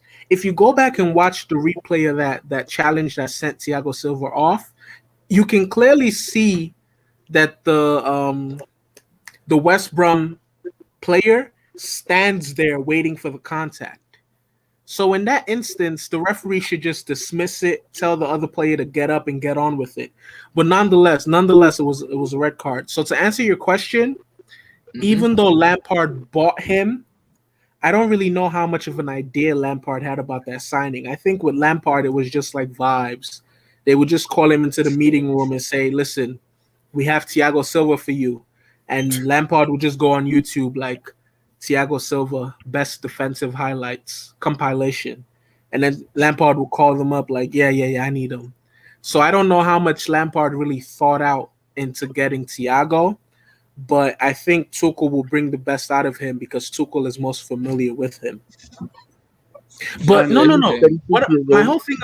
My whole thing about Tammy was just to say this, and this may sound absurd. I know Vilton hates Chelsea because I often listen to what he says about us. He never has anything positive to say about us. He always takes like slick shots at us. But in my humble opinion, I think Billy Gilmore will be our best academy graduate. Like out of our academy graduates, this like class of them with Reece James, Mason Mount, when it's all said and done, Billy Gilmore will have the most established career, and he would be a much better player, a lot more developed than the rest of them. I agree. Osasuna, how you doing? What's up, man? It's been a while. It's been a while. Yeah, we talked about the Champions League, but I'll bring it up for the people who haven't spoken about it. Your take on Lami Abraham leaving Chelsea Football Club in the summer. Is it a bad move or is it a wrong move? I mean, what is his point at Chelsea? Like, what is the reason for him being there right now? I don't understand. He's not getting game time. He's not scoring. He's not doing anything. So the only thing to do is either stick it to the bench or get a move, right? It's pretty simple. Yeah. I think it's a very easy decision because Tuchel has not frozen anyone out of the squad except Tammy Abraham. That says something. He's even played people like Emerson. You know why I agree? Because during the international break, he had the conversation with the board and the owner that he want to ship out some players and he want to bring some players. Do you know the first mention of the name that was out is Tammy Abraham? What's up? Yeah, I mean, I'm not surprised. You already have two strikers. That was the first name he gave to the board, and the board literally said yes. No, they didn't even argue with him. He said Tammy Abraham. Yeah, no, I would see why, because you already have two strikers that are better than him in Giroud, and I know that Werner's a brick, but he still has more trust in Timo Werner, because my thing about strikers is when the striker doesn't have confidence, the worst thing you can do is bench them, which is why this thing about benching Timo Werner, it's so difficult, because you don't want to play him because he's like crap. He's not scoring any goals, but at the same time, if you bench a striker, then the confidence even goes further down. I know this from experience. It's just kind of shit when you know you're playing badly, because Timo knows he's playing badly. Like, it's obvious he knows it. That's why his confidence is so low, and that's why I think that it's better if he just puts confidence in Timo for now. Or maybe he'll replace Timo next season. But if he's going to replace Timo, that means he's bringing in another striker, which means no room for Tammy Abraham again. So Tammy Abraham should leave, find a club like, I don't know, Dortmund is always a nice club to go to for these kinds of players. Maybe Bayer Leverkusen. One of those Bundesliga clubs might be great for him. Or maybe, I don't know, West Ham. These kinds of clubs, because he's not ready to be at the elite level, like where Chelsea should be. So I think that's something that he should take into account when he thinks about his own career. And Tuchel definitely has reason to not be playing him right now. So that's my take. Do you think it's harsh because it's the first name Chelsea, Thomas Tuchel brought out that I want him to go? I mean, who else would be the first name, though? You already have three my first name would be Zuma and Jorginho. Get out of my club. Why Jorginho is one of your like, you have to play two midfielders and you only have three options, so that can't be your first name that comes out of the hat. And also Zuma, you only have four central defenders and you need three. Who are the three options? Christensen. No. In the midfield is Jorginho, Kovacic, and Kante. Billy Gilmore. Right. I have not seen enough of this guy to say anything about him. I don't think Tuchel's seen enough of this guy either. And Tuchel isn't a guy that just brings people out of the youth just because they're from the youth, right? He says, but "I want have you these players. I know these players." Have you read or watched videos of Tuchel speaking about Billy Gilmore? He holds him in high regard also.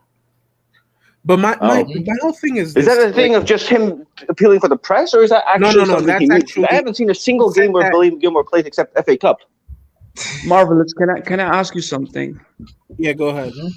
Go. Why would you stop criticizing Mason Mount? I need to know that. Why would I? Like, what do you mean? Like, you said in the stream that you would not be criticizing Mason Mount anymore because he has a very toxic fan following. Yes. But why would you stop criticizing him? Well, if you're not a Chelsea fan, a lot of non-Chelsea fans or non-Chelsea supporters aren't aware of how divisive and how split down the middle our fan base actually is. We have put aside all the racist nonsense that often gets associated with our supporters and our fan base.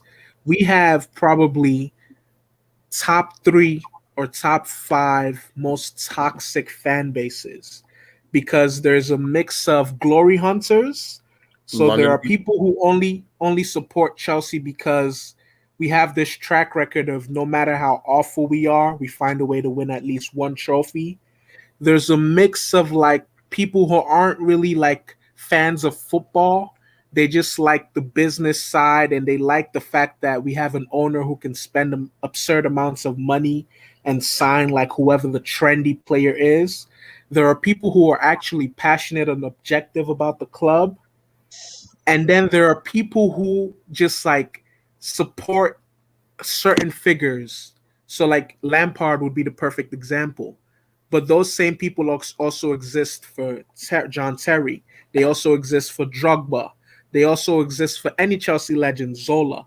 So we have a weird mixture of people who support Chelsea without really supporting Chelsea. I don't know if that makes sense. So if I were to keep on criticizing Mason Mount, it kind of feeds into what they want. It kind of gives an audience, it kind of gives a stage for them to start to make it like a debacle. It kind of puts it in light to where they could say, at Marvelous. You guys know that guy in HH's DMs that pretty much talks to himself? Yeah. That guy, there's like 15 versions of him, maybe like 9 versions of him, like other Chelsea fans who DM me things about only Mason Mount every day.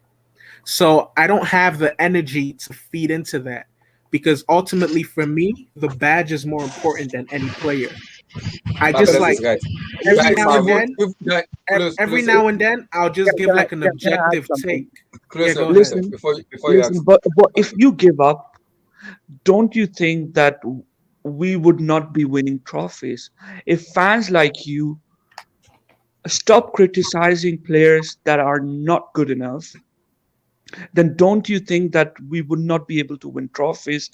And we haven't won a Premier League since 4 years ago. Exactly. Joseph, you are very right for what you said. And I like it. Let me respond. Okay, you know why I like what you said? I criticize Lampard because it's not good enough. I get racist abuse. Because I know let me just say something real quick, Abdullah. You see what Abdullah just said? I guarantee you as a player, like if you say, Abdullah, what's your opinion of Lampard as a player? Abdullah probably loves him. But as a manager, Abdullah is able to take off those biased glasses and be objective and critique him fairly as a manager. Abdullah, continue, then I'm going to come back in. When I said Lampard is not good enough as a manager, people were abusing me. They said so many riches. I was like, guy, chill. As a player, Lampard start as a player cannot be taken. As a manager, Lampard should be put in Siberia or Class A, or should be inducted into Class A or Scholar because it's not good enough. To coach Chelsea Football Club is not good enough. I get abused. People say Mason Mount is Chelsea's best player. I disagree.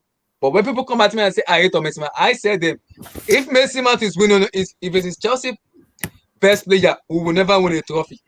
We'll be like Arsenal, finishing in 7th or 8th position, fighting for Abdullah, Europa League. Abdullah, Is that what Roman Abdullah, is that what Roman built? That is Abdullah, not Roman. Roman came in Abdullah, and said, I want Chelsea to win. I bought Chelsea to be in a winning team. They asked him, what is the definition of success? Roman said, my definition of success is winning trophies and investing Exactly. into the club.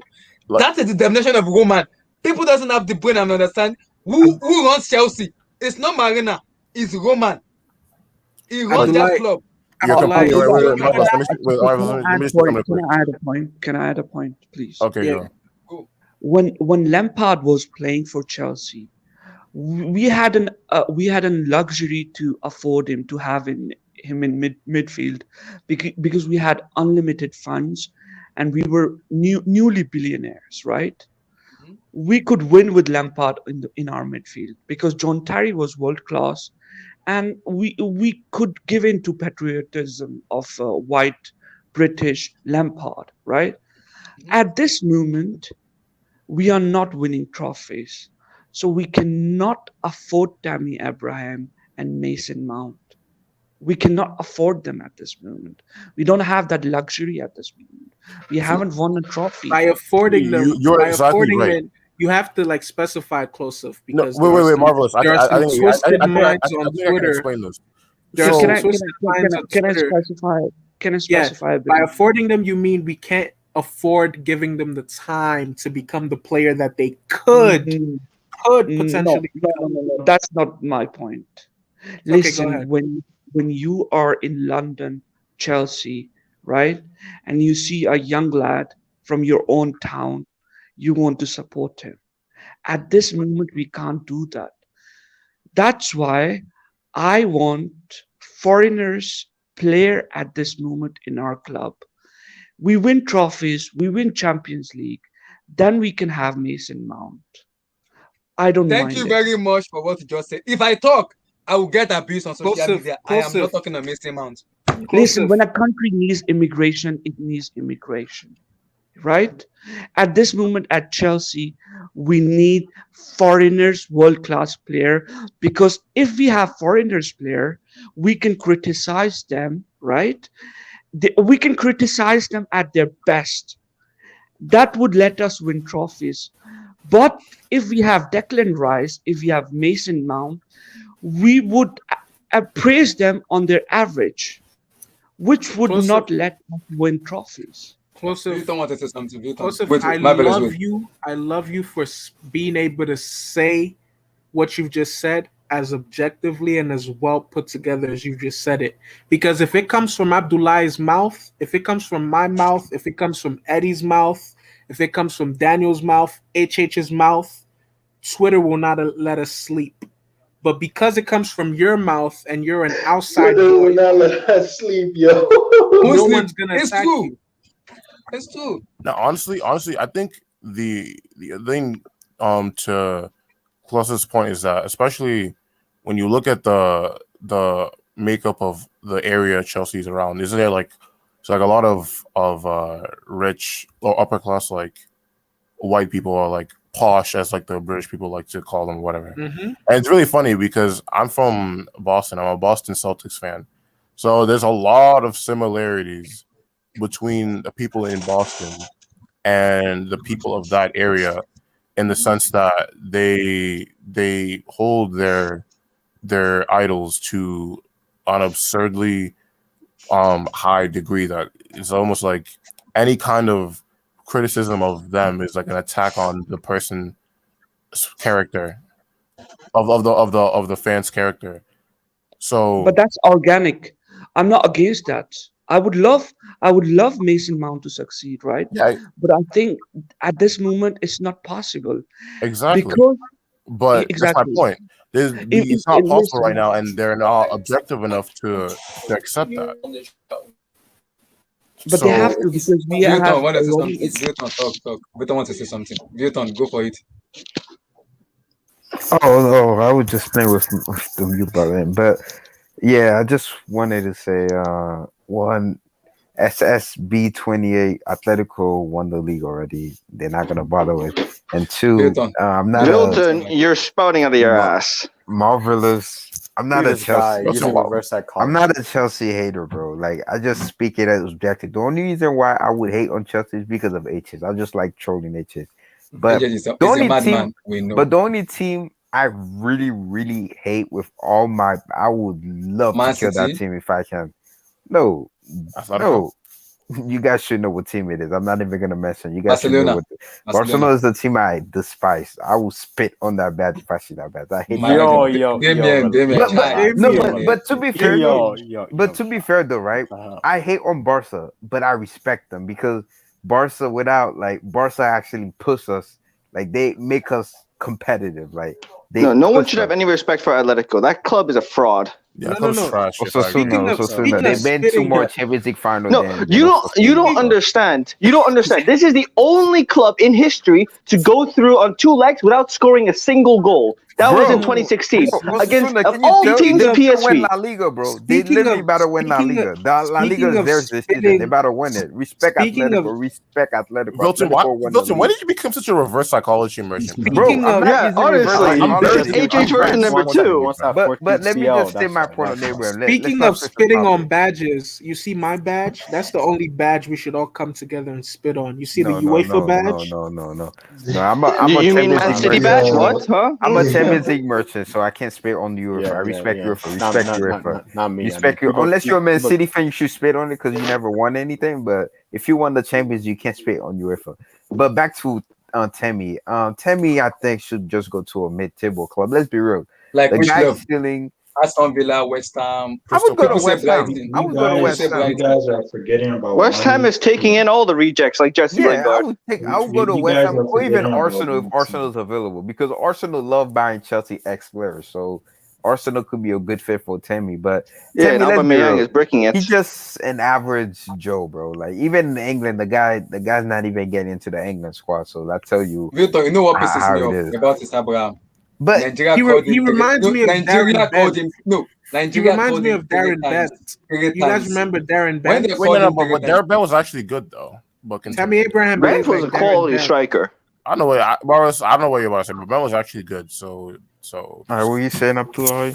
I said, what pisses me about Abraham is Nigeria gave him a call up 3 times in a row. He rejected it, and he said, "I want to play for England." And I said it that day. I told Eche that day. I said it. This man will not succeed in England because you have Harry Kane, Dominic Calvert-Lewin, there's Callum Wilson coming up. There's Winks. Is it this Southampton striker? What's his name? Marcus Rashford. This Southampton striker. What's his name? Ings. Danny Ings. There's no way Abraham is getting ahead of those 4. Why are you making dumb decisions?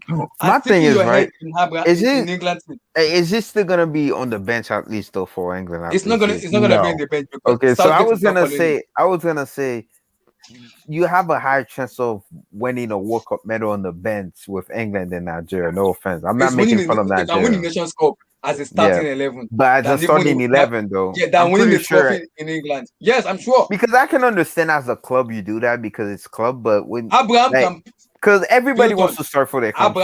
Nobody just wants to be just a glory hunter be on the bench. Abraham can pair up with Victor Osimhen in a Nigerian striker in a 4-4-2 in a 3-5-2. It can work. I don't know why he. But at the end of the day, he probably have his own personal reason why he picked England. What personal reason? I don't know. That's the thing. He probably thought he'd be the next striker after Kane. Abdullah, he literally did he grow up in England? Abdullah? Yeah, Abdullah. He's actually from England too, by the way. His parents are Nigerian, but he was born and raised in England. Newton, I will share something to you now. Now tell me if this guy is born in England, I'm bearing this name. That's bro, what me Look where he was born. Richard, the name doesn't negate where he was born. Look at the name. Look at the name. Please, no. I'll be like, click on Wikipedia. I'll be like, no, click on Wikipedia. No. I'll be like, use content. Wait. Click on his name's Kevin? I'm gonna call him Kevin. Speaking of names, click on Wikipedia, please. Speaking of names, click on Wikipedia. Speaking of names, do you guys click know on Wikipedia, bro? Do you guys know go on Akon's Wikipedia. Wikipedia. Right here, click on that. Click on it. That's his name. You see? International career. What international career? Wikipedia. Click on it. Click on the link. I want to see the born. I want to see where he came out of his. Born in England, bet in England. Exactly. So Abdullah, his parents are Nigerian, but he was born in But look England. at his name. Yeah, because he's not like his parents are Abdullah, he Nigerian. didn't pick his own name. It's the same thing with my little brother Abdullah. He was born in the United States, and my parents. No, even look at this. Abraham's father is close friends with Nigeria Football Federation president. Exactly. Callum Hudson-Odoi, right? Callum Hudson-Odoi is born in Ghana, yeah. He was born in Ghana. Yeah. Hudson-Odoi, So what will you say about that? Speaking of names, is well, he's actually good enough to play for England. Is the thing. Speaking of names, Abdullah, can you just type in Akon full name? Oh, the singer. I know what you're talking about. I know what you're talking about. Type in Akon. I know where you're going. Type in Abdullah, before you do that, scroll up real quick. Oh, let me scroll up. What? Wait, scroll up real quick. Type in his full name. No. Before you type in Akon's name, just scroll up. I want to say something. Like, Okay. I need you to scroll up. I want to see Tammy Abraham's full name again. Full name. Okay, Yeah. let me show it again. Abdullah, you want to know why you should have known he was never going to play for England? If he was going to play for England, Tammy. Yeah, exactly. If he chose his name to be Tammy Abraham. His name is Kelvin Ogbetenega Tamara Hebi Bakuma. But that's his name. Exactly. I've heard Abdullah, from many sources. I've heard from many sources that Nigerian kids with very Nigerian names, when they go through the schooling system in England, by default, their classmates just like nickname them just for like shorthand as a way to say their names. And over time, that just sticks with them. But type in Akon's full name. Guys, how did Tammy Abraham come say? Where's Tammy here? I didn't see Tammy here. Abdullah, if Tammy Abraham was going to play for Nigeria, he would at least chose a name like Kevin Bakuma to represent him. Something like that. No. He said Tammy Abraham. Wait, sorry to interrupt you guys. SSB20 was asking me a question on the SSB28. I'm going to tell you this again, bro. Zidane's going to line up like a 4-2-3 formation, but he knows we have no chance of winning this game. So we're just going to lose with pride and honor, bro. Like, as long we don't lose 5-2, 8-2, I'm good. But I know you don't understand how bad this matchup is for Liverpool. Search. No. Guys, type in Akon's. Let's be type in honest. Akon's full name while people are talking. Can I tell you something about Tammy Abraham? Wait, let Emmanuel CFC say something. But you mean Kevin? Can I say something about Tammy Abraham real quick? Go. Then I'll come to Emmanuel. Okay, yeah. You see it, Abdullah? Nobody has said. Oh, sorry. Go. Call. Talk. Yeah.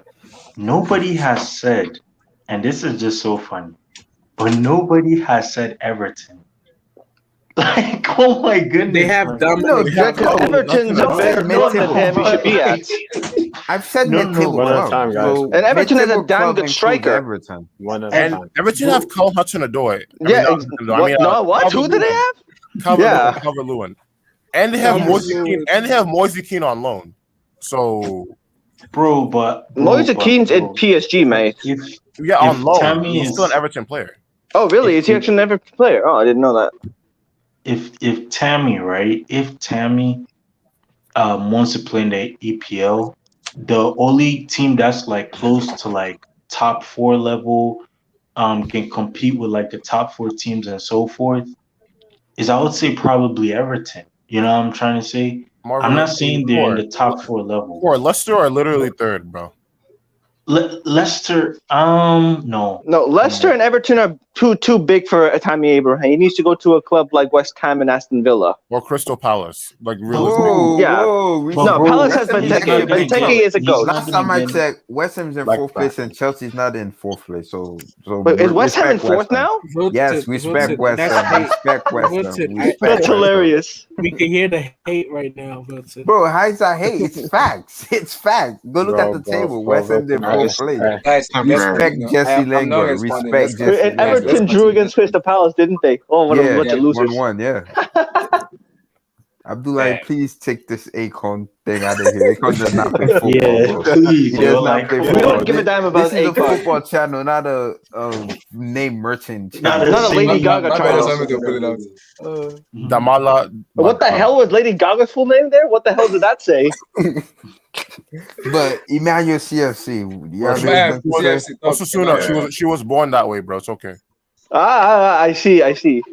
No. Go for it. No, but let's be honest. Either Cole, Everton. let's hear He's from not Emmanuel. going to play for Everton, Core. He's It's not not going gonna. to play There's for Everton. Dominic Aveloa and there's Richarlison. Game over. Okay. And Moise Okay. Then Kean. what about He's not even the Sevilla? third best. He wouldn't even be the third What best. about Sevilla? There's El Nesiri, there's Dion. Game over. It's not playing there. Maybe we No, will play but he for has Huesca to. or Elba. No, he doesn't, Core. No, he has doesn't. to. No, he Look, doesn't. he wants to. Bro, who cares where No. Tammy Listen. Abrams is gonna play? At the end of the day, we don't care. Is that BD Core? Yeah, it is BD Core. He's a Bayern What's- Munich fan, though. Yeah, It's core. It's core, by the Let's- way. It's core. It's core. He's a Bayern Munich fan now. It's support Bayern Munich now. Let me be honest, right? Let me be honest, right? Okay, bro. If you join Crystal Palace, Sheffield United, and so forth, how many people in the Premier League is gonna really pay attention to you? Bro, Abdullah. Maybe that's what he needs. Let's be real, though. No one Let's be pays real, attention. Abdullah. Nobody really cares about you playing Sheffield United or Crystal Palace. That doesn't make sense. Do you not see the attention that Zaha gets every single summer? Yeah, core. It No, doesn't but make sense. it half doesn't of matter. It doesn't half of matter. the world class He only players gets that you that see attention. came from smaller clubs, though. Half of the big world class players that you see now in football But came from smaller clubs. The Wilton, Zaha, right? Him getting the attention comes from him scoring against big clubs. You understand what I'm trying to say? Yeah, I It's get what not you're saying, him but I'm scoring saying at the end against- of the day, big clubs are always going to look like the small clubs to get their best player. That's just how football works. You know who doesn't score against big clubs? Suarez. Core. Bayern literally got Kimmich from RB Leipzig. Yeah, He so was that's what 10 I'm years like. old. No, that one.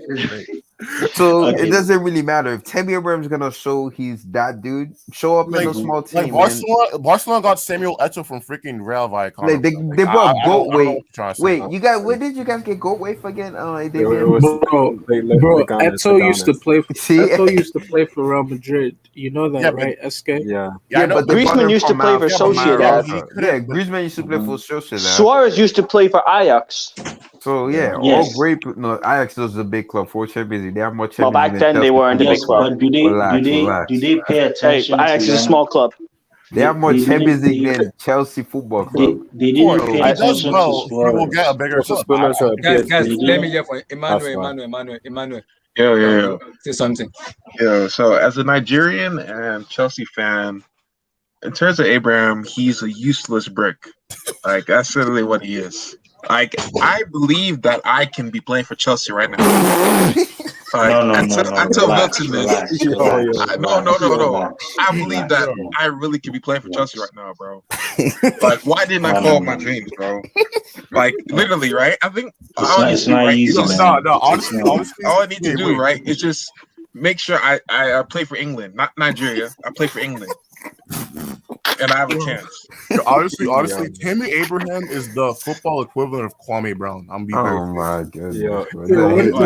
Wait, I'm sorry. Wasn't Tammy Abraham This Chelsea is so top scorer last disrespectful, season? yo. Wasn't Tammy Abraham Chelsea top scorer last season in the Premier League? So last time I checked? disrespectful, man. He's the striker. It would be way worse if he wasn't the top goal scorer. Yeah, he's the striker, bro. He's transfer ban Chelsea. Like, bro, he's literally the striker, bro. How much of a striker would you have to suck to be the main goal scorer of your team and not be the main goal scorer?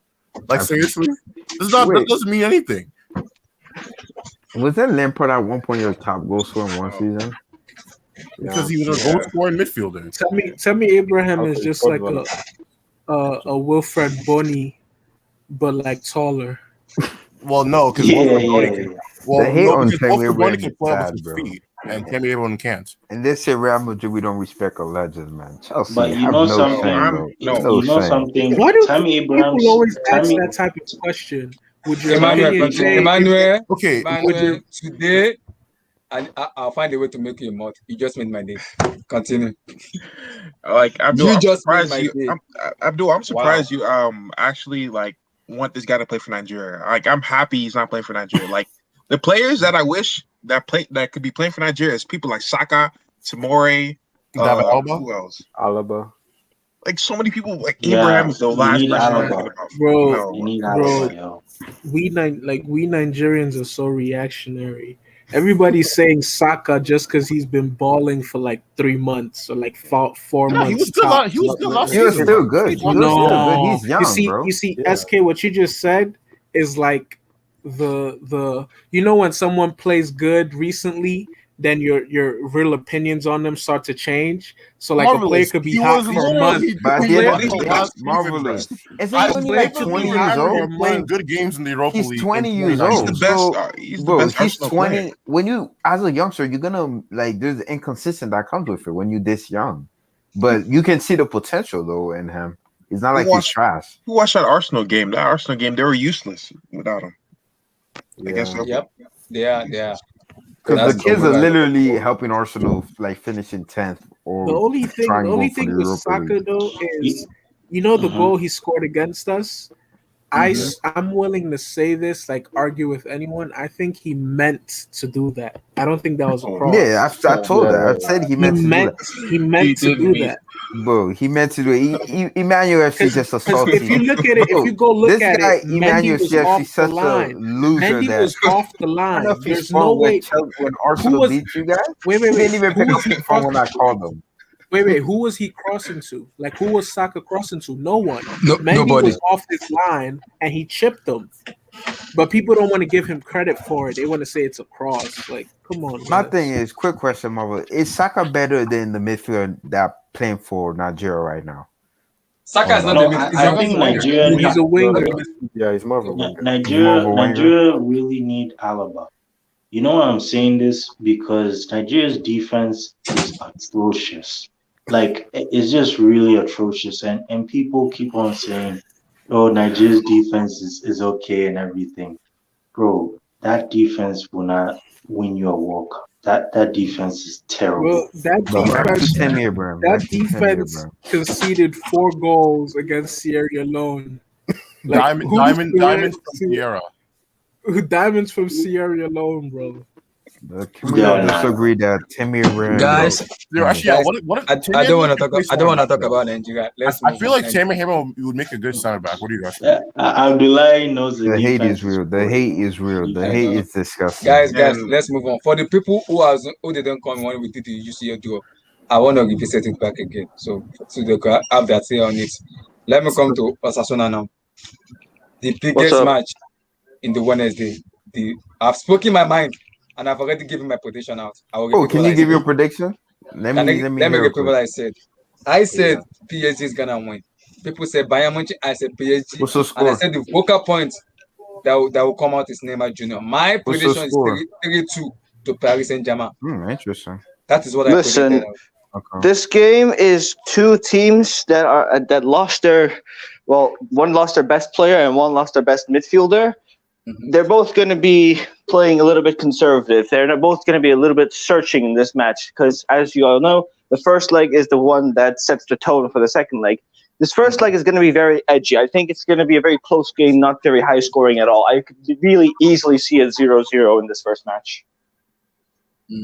0-0. I don't care who if Neymar's playing. I don't care if Mbappe's playing. I think both managers are just going to say, "Hey, we look what the other team does," because this is 2 very different teams in the finals because Lewandowski's not there and Verratti ain't there, and that's kind of the same kind of. Well, is Verratti playing the final?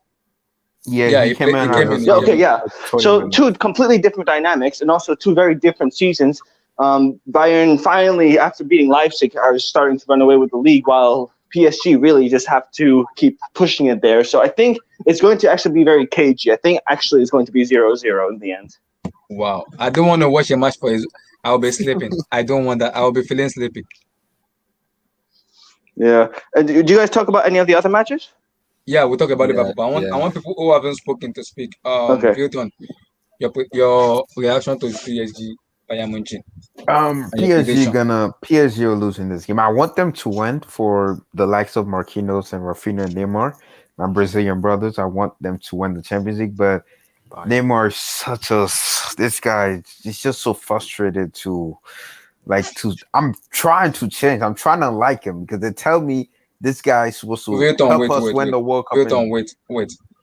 SSB, if Kylian Mbappe scored against against Bayern Munich, I said I predicted against Barcelona. The reason I didn't say anything about it, and I give out 3-2. I know my reason. That was I'm keeping my mouth shut.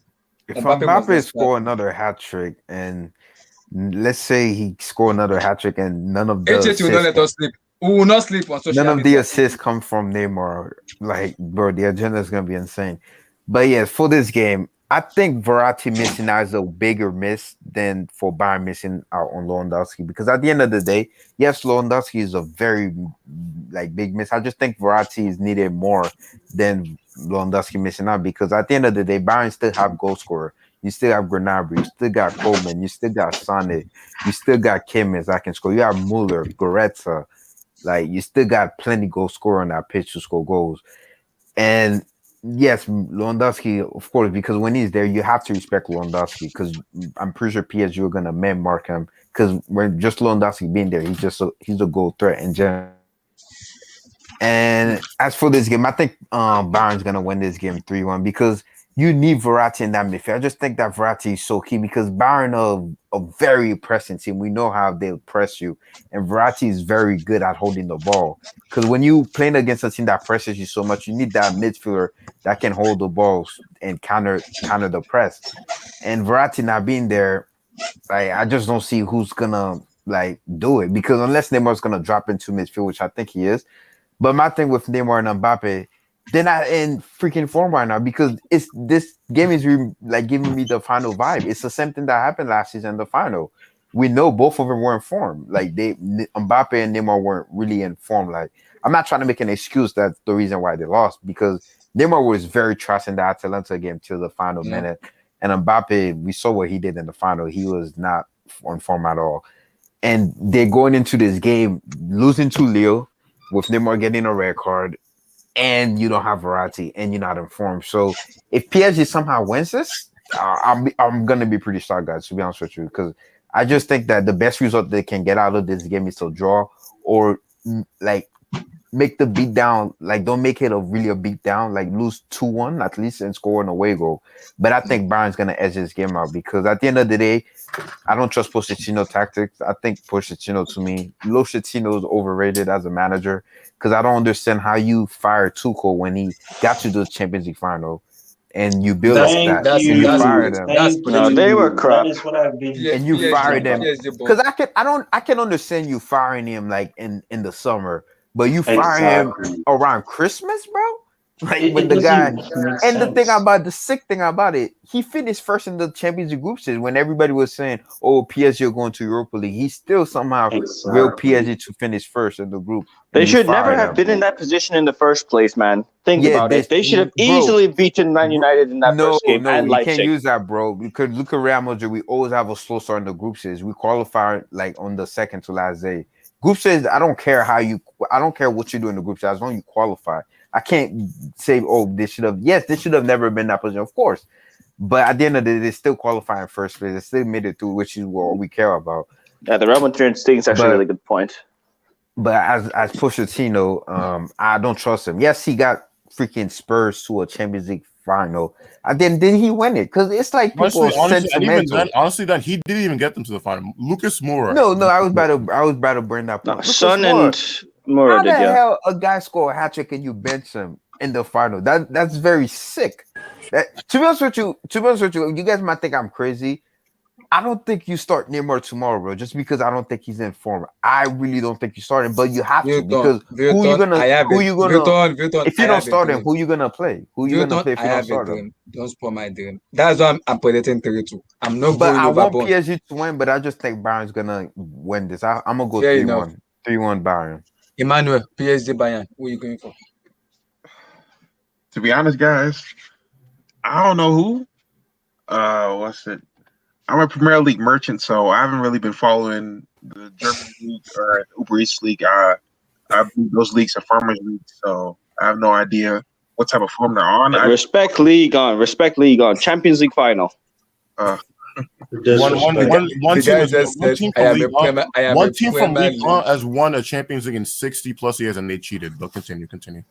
Let him land. Let him land. I'm just gonna watch the game as a neutral. Respect Marseille. Respect Marseille. I respect the March fixing. No, I have zero respect for that cheating bastards. Guys. If Chelsea Let was him land. Let him land, guys. Let him land. Continue. Sorry. I'm just gonna watch the game from a neutral standpoint. I just want a good game. Like I just want to see lubrication. That's all I want to see. I don't want that. My head cannot take that. I don't want I know that. you're sick, bro. I don't want that. Lubrication? Yeah. I don't know who, No. but yeah, that's what I see. But I don't want another 8-2 again or 7-2. I don't want that. No, it's not gonna happen. I enjoy those games. What about you, Bombas? What's your thought on the game tomorrow? The Bayern Munich fans. What's your take? Yeah, I don't know, man. I kind of feel for PSG here. They can't seem to get a good run going with everyone fit and in form, and things just happen at the wrong time for those guys always. I think the game will probably be won in midfield. I'm liking what our pivot is doing at the moment. Pretty dynamic. I think Choupo-Moting should play up front. If nothing else, just to... No. The build said he's not playing up front. It's Gnabry, so... Mr. Fox said, Gnabry is playing up front. The build... Yeah. Build talk a lot of shit for the most part. Yeah, that guy's not even legit anymore. Even if Gnabry starts up No, front, but you know, like, Build is, like, the most, like, trustworthy, like, newspaper source, so, like... Fabrizio Romano. There is a rumor. There's a rumor going that someone inside Bayern is leaking news to Build, and it's been going on for a while. I don't know who it is, or if this is. You know who it is, though, right? Bombas, but you know who it is. You should take what they say with a grain of salt. Is it Christian Folk? Bombas, you know Thomas who it Muller. is. Bombas. Wait, who is it? I don't know who it is. Wait, you don't know who it is? It might be Flick. Who else would be leaking Flick. information from in-house at Bayern if it's not HH? No. Calm down. Who else hasn't spoken on No, Bayern calm PSG? down. Relax. Marvelous hasn't spoken. Closer hasn't spoken. Bombas, what's your scoreline? Your prediction? Probably gonna say 3-1 or 4-1 Bayern, man. Somebody on the HH said, Damien, were you there? He said, is this 7? Yeah, Bayern fans. Is it 7-3 or 7-1? 7-1. He needs to give me what he's smoking. Yo. He said 5-2 or 7-1. I'm telling you. He gets excited, man. He gets excited. He's not a bad guy. Who? Hey, by the way, his previews out. By the way, you guys can go check out his YouTube video. Yeah, he look, actually he said 3-1. Check out his channel. He's a good guy and all, but he just comes in just to say a madness or something. You don't have to. 7-1. Wait, who said 7-1? Who did? I think Bayern should. Oh my god. 7. If it happens, we're gonna have to apologize to him, don't we? It's not gonna happen. Yeah, Bombas, can you say after me? You're a Bayern fan, right? Core, you're a Bayern fan too, right? Yeah. Correct. Can the both of you swear that you will answer the question that I asked you? This is not election, Marvelous. This is America. American, yeah, we do that. Crush your heart and promise to answer this question as honestly as you can, because I think the footballing world deserves to know the truth. When you set something up like that, how can I say no? Okay. How can I say no? I cross my heart and I promise. Okay, I so promise to be as. What? Do either of you think that Bayern is doping? Are the Bayern Munich players on steroids? I would only say it's Goretzka. Goretzka looks like he's been. No, Wilton. Bombas, are the Bayern Munich players on steroids? Be honest.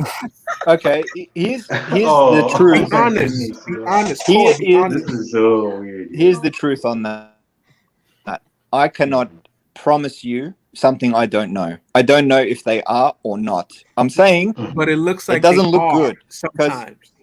ever since they hired that new physio, that head physio guy, these guys just look jacked as hell, man.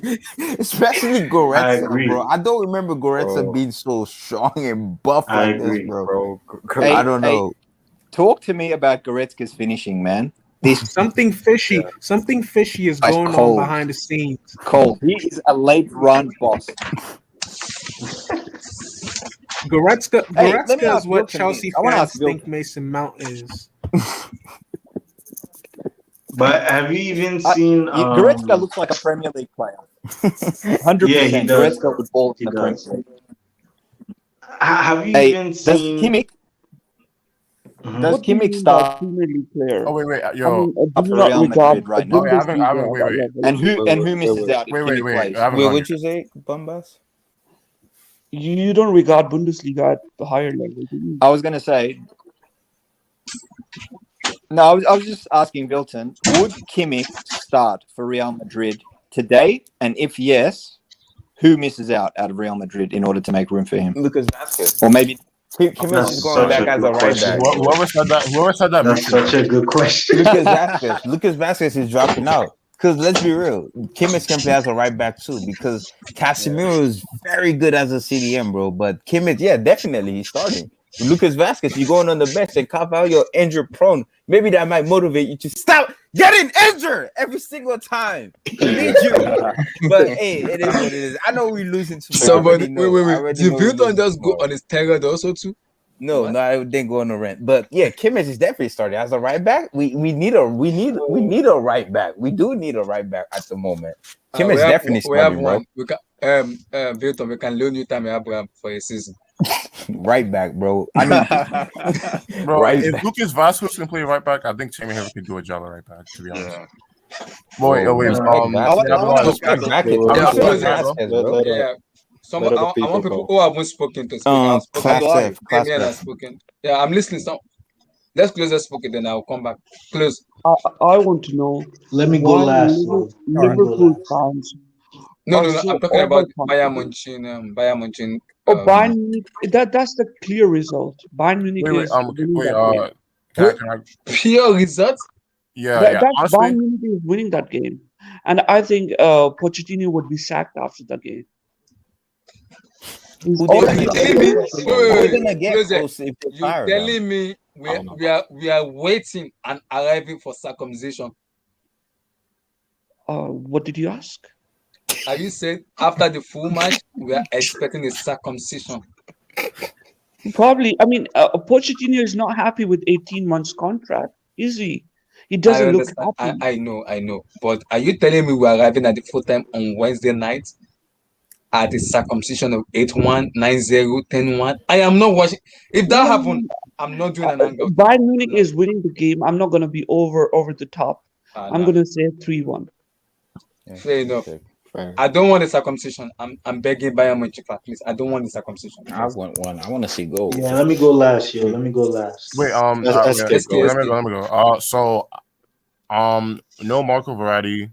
PSG's midfield's already spotty.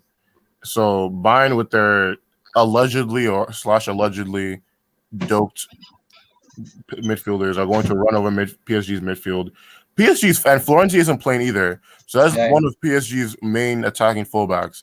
And PSG's fullbacks are so defensively suspect, it's not funny. So I think Thomas Müller can do a job at striker due to his high footballing IQ. Coleman's really good at creating chances. Gnabry is a really good direct player. I don't honestly I can't see a way Bayern doesn't win this game. I can't even really I can't envision, even if PSG score, I don't see Bayern not scoring at least 3 goals. I just don't. I just can't. So it has to be Bayern. I see them not scoring 3 goals. I can foresee it. They're not scoring more than 2. That's what I see. That's why I give out 3-2. Because we are underrating somebody. Keylor Navas is a very good goalkeeper. Here's the thing. He has been saving A PSG goalkeeper lots. can have a good game and still concede 3 goals. We've seen this happen. We've seen this happen all the time. I know. I know. So that's how bad. I trust McKinney and Kimpembe at the back than trusting. Yeah, but see, did you watch the Barca PSG game, okay, bro? but see, here's the thing. Abdullah, here's the thing. Your center backs can only do so much when you're withstanding that much pressure. Because I feel like their fullbacks right.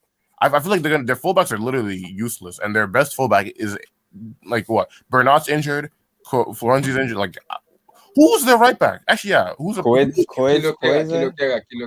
he's Can Diallo play right back, or is he only a left back? He can play as a right back. Can also play as a DM also. If that brick Dembele was just clinical, like we have a whole different conversation, I think, right now too. I don't know about that, but wait, did Verratti play in that Barcelona second leg? Yeah, I think so. Okay, so that's somebody has a question. Yeah. How would the second leg look if PSG can get 1-1 draw or a 1-0 win? That's interesting because now we're having a different conversation.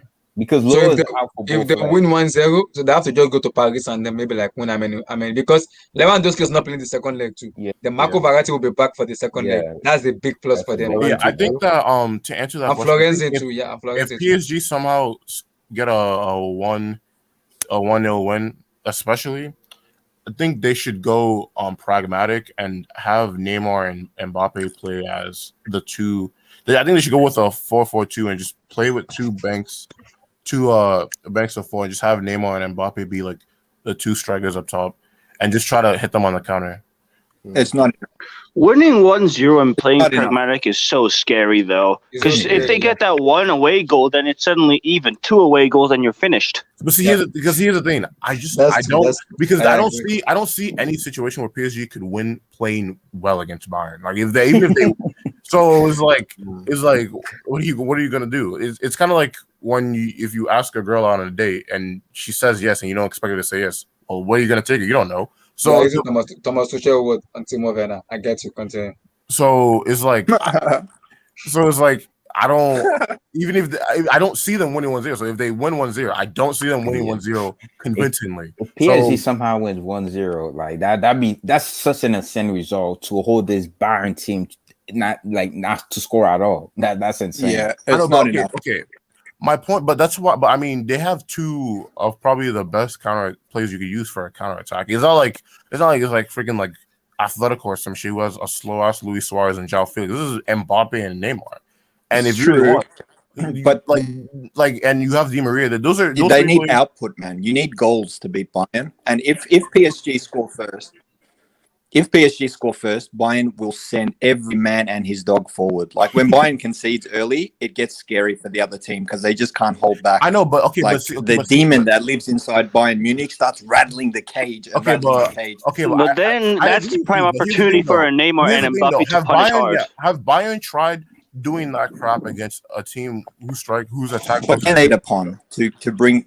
They did it in the against final. Dortmund. They did it in the final, didn't they? Against PSG last season. PSG just didn't take their chances. Mbappe, Neymar, they had the chances. But did you guys see it's a lot different if your team is up 1-0. Game? That is true. You guys saw the Leipzig game, right? Where like Flick just decided to like sit back the entire game. Yeah, I did it. I saw it. Yeah, that match is why I was saying 0-0 because I saw the way he was playing without Lewandowski, and it makes a lot of sense.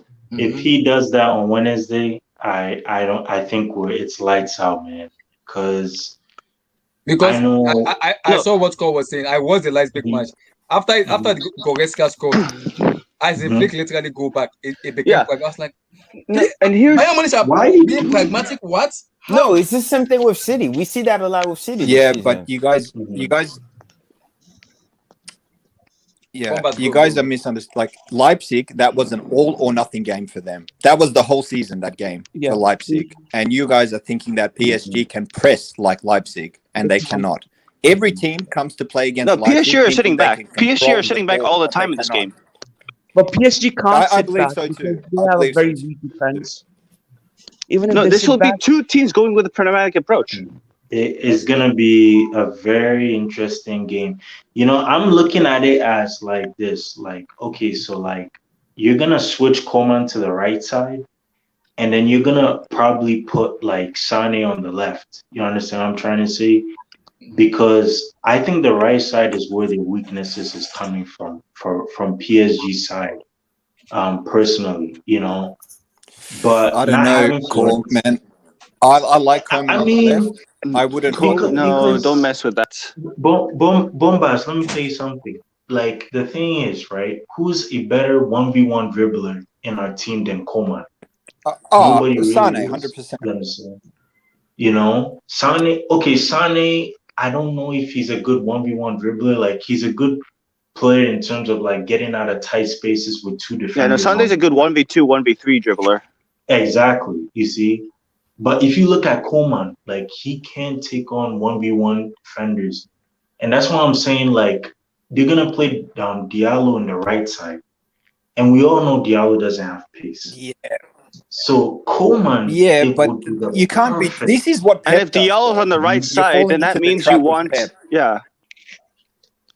But does he have pace? That's the problem. We just play our way. It's been good for us, man. If anything, they have something to prove. True. That's true. Because I'm pretty sure PSG I want have to Coman score to this game channel too, don't they? his final. Because PSG have to score this game, right? At They least have two. to score At least. Oh yeah, they have have to. They have to take the chances. To be honest, because let's say Bayern score first. PSG, let's say it's the second half and Bayern, it's like 2-0. PSG is gonna have to come out and score because you can't go to Paris without not scoring any goal. That's not healthy at all, bro. That is not healthy. And then I think one thing that we need to do in the game is like we really need to congest the midfield.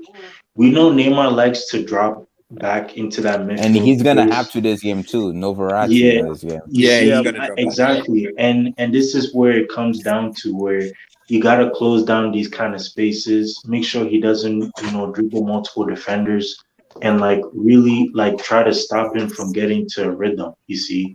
Honestly, you know what's crazy? You know what you guys could do since there's no Verratti. It's going to be very interesting, to be honest.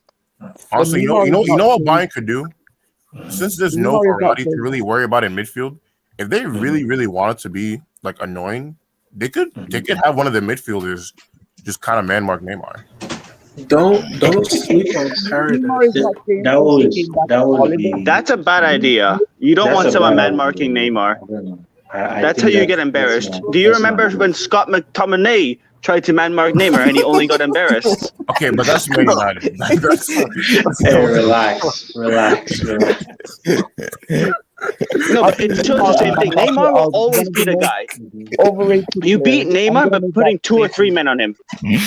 I said this. pretty much just do. No. Osasuna, I don't mean like obviously. I don't mean just have one player being. Wait, I said this thing before you guys came in. I said it. People were disrespecting Neymar and PSG. I said Neymar is fit now. He's not injured. He's fit. And somebody was telling me I don't care about Bayern Munich playing high line. I just want them to attack. And I said, if you don't care about playing high line and you are giving Neymar the ball to dribble and to play you are dead.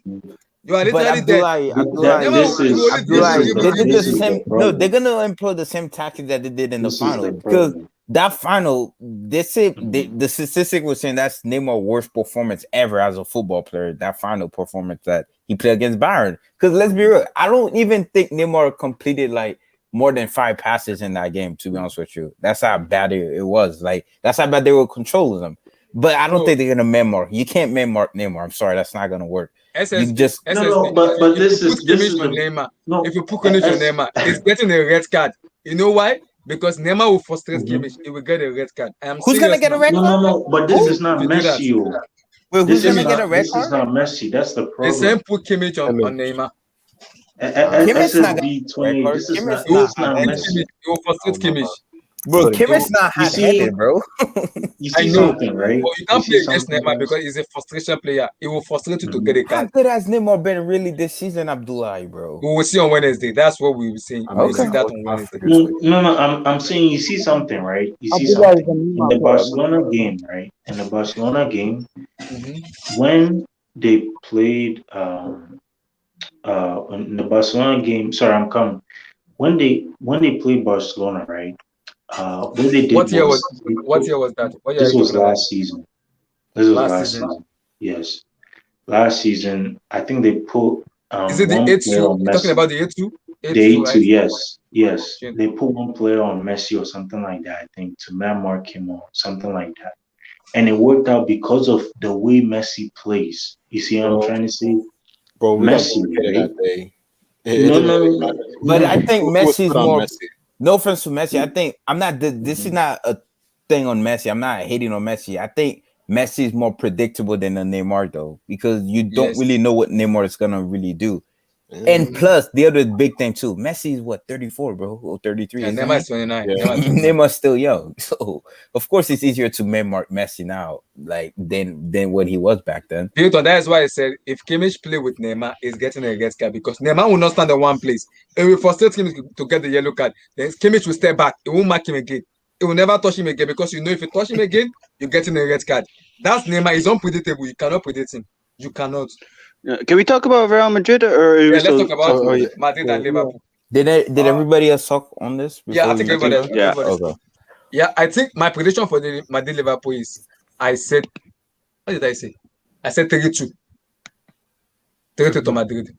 I did not say who will score. I don't want to talk about who will score. I just give 3-2. I said Okay.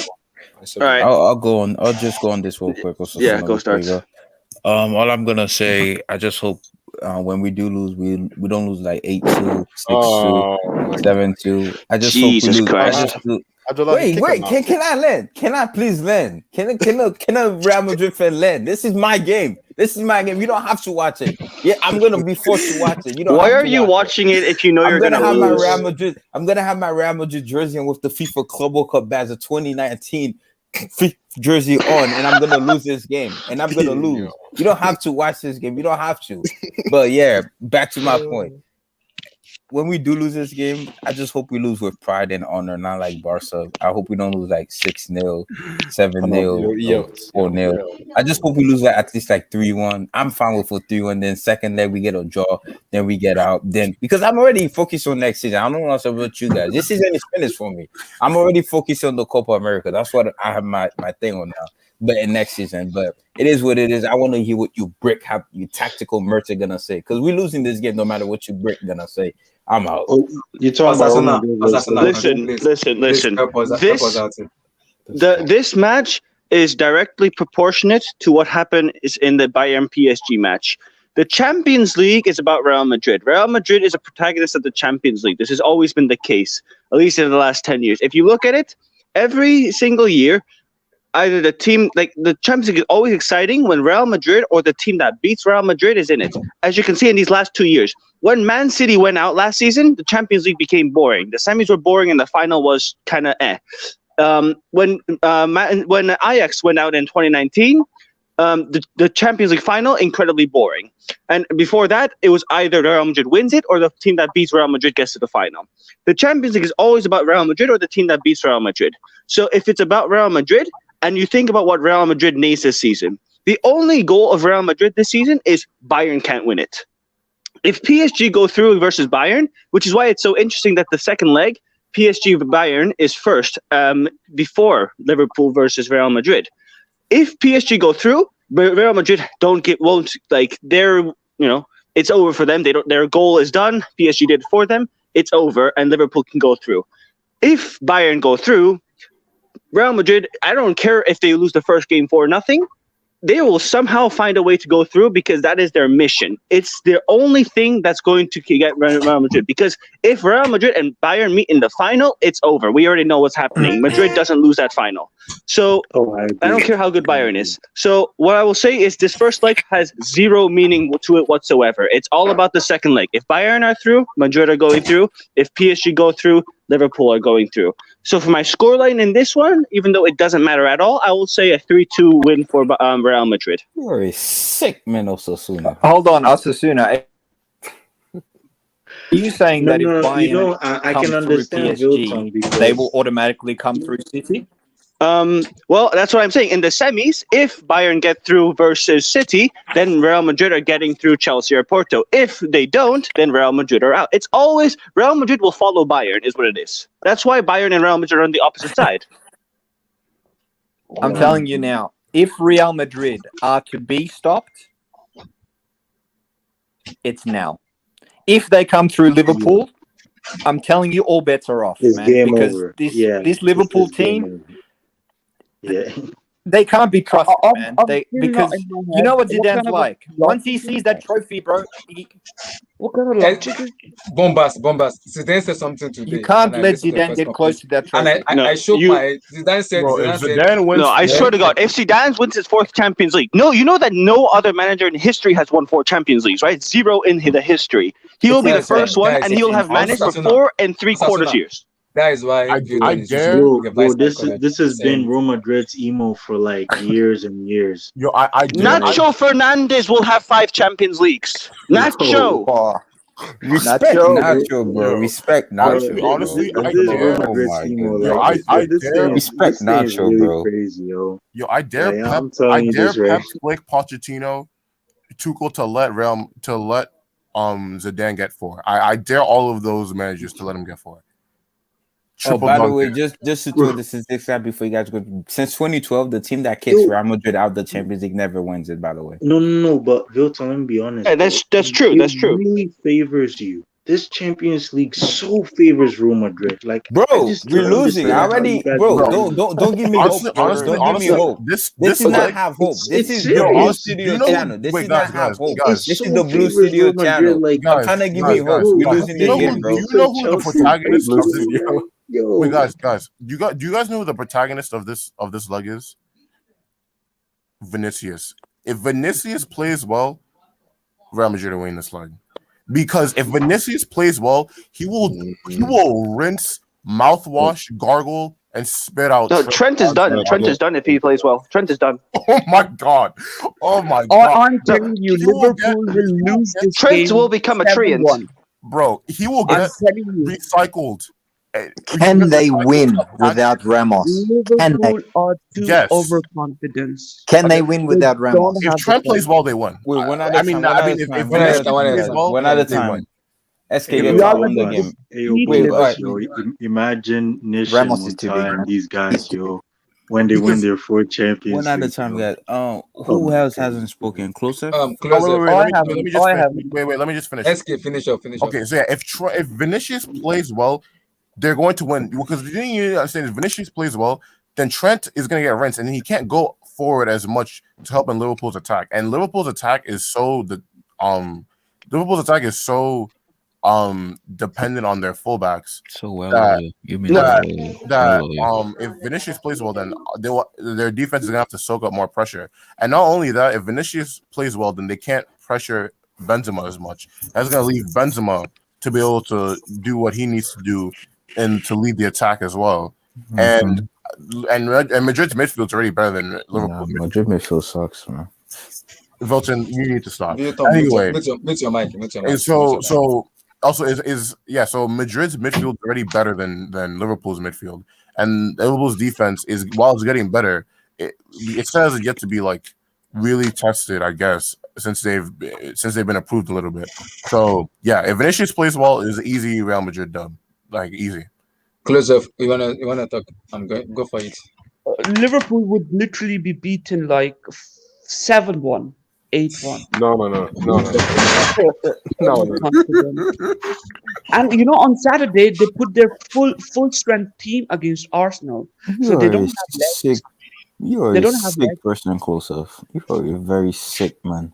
It's ironic. Giving me hope like that, bro. This is not Have Hope channel, bro. This is the Blue Studio channel. Yeah. This is the Blue Studio channel, bro. We keep it real here, bro. Close up. Yeah. Do you just say we're gonna see circumcision and induction on That's Tuesday? That's a baptism, I think bro. Real Madrid fans not being confident and Liverpool fans being overconfident. I like that. Close up. If I'm seeing 7-1, bro. wait, And that's one thing I've noticed about Real Madrid. Wait. Let me make this announcement now for people to hear. If I'm seeing a circumcision or induction of 7-1 to Liverpool, Daher, Salim, who again? I can't remember. Undisputed, bro. Wait again. I'm forgetting their name. Azim. Jamal. Is it Jamal? If I'm seeing a circumcision of 7-1 or 8-1, please don't turn up. Finished, bro. Especially please don't turn up. Liverpool have no circumcision. But Closer, they had to put their starting on because it's still going for top 4 in the Prem, bro. But they can't. I mean, you've got West Ham, you've got Leicester City, you've got Spurs, you've got Chelsea. No, you They can't can't. say that, bro. Didn't Arsenal slap Chelsea this season? So you can't really say that. They slapped Lampard, but continue. Yeah, but it's still Chelsea. Bruh. No. Let Also, me Have be we honest. spoken? Iman, have we spoken? Liverpool what is you not about to going to say? get result out of this game. They're not going to get result out of this game, and I'm sure Vinicius, is Benzema's playing. Yeah, he's Yeah, playing. he's playing. Yeah, he's But playing. he's playing. But he's playing. They will destroy Liverpool. They don't have Van Dijk. You're a sick man. 7-1. You're a If sick that happen, Liverpool fans is good. They are, And you know where they're I going? heard They are 2 years Havertz out going of to make a social media. comeback. Just 2 years. You're a sick person, close up, man. What you about to say, Core, before we go to Yeah, Bomba? bro, I'm telling you this. This plays right into Real Madrid's hands. Yo, Real Madrid is playing like the underdogs here, yo. Like this is really scary because I remember this in the 2017 when they won Champions League, 2014, the same thing for the 2018 season, bro. Like they just love being underdogs, and I feel like when Real Madrid feel like they're the underdogs, next thing you know, like they're actually UCL champions yet And again. we actually Yeah, but had I don't think they're underdogs though. we They won actually La had Liga last year But we without actually had Ronaldo. Vilton, if Munta is listening to me and Anich, you guys Real Madrid fans, like I said, I will repeat it again. I'm not watching tomorrow's match with a circumcision or induction. Please, I am not doing that. I do not. I'm not for that. And if I see that happening, Liverpool fans, you are in big trouble, big one. Cole made a good point, but that point doesn't hold because we actually had Mercer Champions League doing those runs. But Bombas, back to you, bro. What are your thoughts on the game? Huge game. This is probably the best game in the whole. I agree. Out of all the fixtures, this is the best game. I was leaning towards Madrid, man, but then Ramos had to be injured. Yes, I'm just thank you. Bombas, can they win without Ramos, man? You know He's football. We cannot. Bro, Ramos is one of the biggest players of our generation. Like top 5. Bro, easily, bro. We cannot win without him. We cannot. I'm not saying you cannot win, but it's a 50-50 game now. They look better defensively. It's 50-50. I say Zidane should play a back 3 and just hit on the counter. I say Zidane. Because Liverpool will want to come forward, and that's the best shot you got, man. Otherwise, Vinicius and Asensio, when Real Madrid's playing on the ball, man, they don't look very good, man, I have to say. But then if you just give them something to run at, they look suddenly better. And I reckon you can cause Liverpool's defense some problems, man. Just running at them straight away, putting them on the back foot. Wait, Vilton, is Valverde? Is he? They can't hold you out. I know Valverde is actually playing. He's playing. He's in the squad. Hazard's not in the squad, but Easy dub there. Oh my god, bro, what? I think Real Madrid would have 70% of ball possession in first leg. Yo, if Valverde's playing, Vilton, you guys got this. No, Valverde is not playing, but he's on the squad. I'm pretty sure he's gonna be on the bench. He's gonna be on the bench. Because if Valverde was playing, then it would actually be wraps. No, because even if Valverde was healthy, he was not gonna start over a Madrid. No, but I mean, like, if Valverde is like healthy, then that gives he's healthy. I think that gives your midfield even more than it, because now you can beat Liverpool at their own game, bro. If you have Valverde. My only thing is, I just hope Asensio does not start. I'm begging you, Zizou. I want to lose with pride and honor. I don't want to lose with Asensio. I swear to God, bro. Say that again, bro. Like, I don't want Asensio on that starting. Who else do you have, though? This guy, let's be real, bro. Who else do you have? Rodrigo. I want Rodrigo and Vinny on the wing. I don't want to see Asensio nowhere during that starting lineup. Because this guy, bro, all this guy pluck his eyebrow, pass the ball backwards, and the Spanish media goes crazy over him. Let's be real. This guy's not a good player. He's not good. I don't know what the Spanish media sees in this guy. Like, he's not a good player. I'm sorry. He just had good moments. He's better coming off the bench. He's like, Asensio's not as good as people make him. As Emmanuel speaking, No, I haven't spoken yet. Yeah. So what's your stuff? Because we've already spoken about it. I just want people who haven't Wait, spoken Bombas, to have you their didn't give your score I, prediction, bro. score Wait, sorry, prediction. Emmanuel. You didn't give your score prediction. Like 5-2 Liverpool, 8-2. Oh, man, maybe like 1-1. Okay. Fair enough. Emmanuel, Maybe your 1-1. prediction? all right. I don't know prediction, but I want Liverpool to win this game. I believe this is the game Salah says what's up. Salah gets his revenge for what Ramos did to him in the 2018 Champions League. Ramos is not playing tomorrow. He's not playing Yeah, tomorrow. without Ramos, I still need I need Liverpool to win. I need Liverpool to stay in the Champions League. Emmanuel, I don't want Liverpool to win. You know why? Liverpool has been arrogant just because they've been winning 3 in a row. I don't want that. I want them to be humbled. I will have a problem with them on Twitter if Liverpool win. We won't have a rest. For the whole next 2-3 weeks, we'll not have a rest. I don't want that. No, I don't think they'll win the Champions League. But I need Salah to turn up, get his revenge on Real Madrid. Yeah, I don't know. Yeah. So the last but not the least, I've spoken about it already. I just want you guys who haven't spoken about it to have their say. FC Porto Chelsea. To be honest with you, 10-0 Chelsea. To be honest with you, 10-0 to be honest with you, right? Or mute your mic. Mute your mic. To be honest with you, 10-0 Chelsea. in this Champions Yeah, League, yeah, right? yeah. In this Champions League, there can only be 2 shockers. Either because when Liverpool beat us, that's not going to be a shocker. If PSG or Bayern beat each other, that's not going to be a shocker. City and Dortmund, that's a shocker. If Dortmund beat City, and because yes, Dortmund has bigger pedigree than City. Yes, I get that, their history. But at the end of the day, City are they're the massive favorite. And I don't like the game I see where there could be an upset is the Porto Chelsea game. Just because the fact that no, I'm not saying it's gonna happen, but I'm saying if there's a shocking in the Champions League. Honestly, Vilton, you're right, bro. Porto gonna beat us 5-1, bro. That's what I'm not saying. I'm not saying that. I'm saying if there's a shocker, if there's a shocker, because let's be real. Since the beginning of the season, Chelsea, you have spent over $200 million. It's hashtag semi-minimum. That hashtag is still going on. It's hashtag semi-minimum because you should be this Porto team. Yes, Conte isn't playing. Yes, I get that he's not playing. Man. No, it's not about being easy because I respect Porto. You got a Chelsea fan, humble yourself. I didn't like the disrespect the way you guys were disrespecting Porto. They have more Champions League pedigree than Chelsea. Mariga hat trick. In Porto, there's only 2 clubs in Champions League history that have never lost a final. It's Porto and Nottingham Forest. You guys got to respect those clubs. You respect them. But as for Porto, Oliveira is not playing. He's the top scorer this season in the Champions League.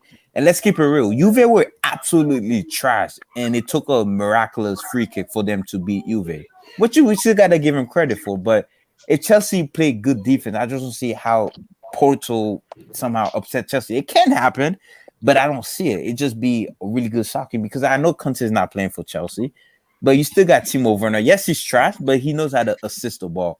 If Giroud or whoever is playing that striker is there, he's gonna assist that ball. If Kovacic has a good game, you guys are gonna be okay. I know Jorginho is most likely. Is he suspended or is he playing that game? It's playing. Because Thiago Silva, yes, he got the record, but he's gonna start. The guy, he's still your best defender. We'll see what you want to say about him. And Mendy been pretty good. I don't know about that one, though. I don't know about that one. I do think Chelsea's gonna win this. I don't think it's gonna be a blowout. I'll say Chelsea maybe wins this first leg 2-1 or 3-1, then they edge it out in the second leg. Because I don't see how Porto. I don't see how Porto wins this unless you guys completely collapse. Hilton, you know there's 4 Nigerians in here, right? Do you know how strong that are Chelsea supporters? 4 Nigerians that are Chelsea supporters. Do you know how strong Nigerian juju is? That's what I'm saying. I'm not. I don't see how you're Chelsea using loses, reverse psychology on it, it's not gonna work on us, bro. Right. No, wait, I'm not. No, I'm being objective. No, I'm being objective. Why? I don't use reverse psychology. That's HS that uses that crap. I don't believe in that crap. It's a madman. HS is a madman. But no, I do. Only a let's keep it reverse real. psychology merchant says they don't use reverse psychology. Let's keep it real.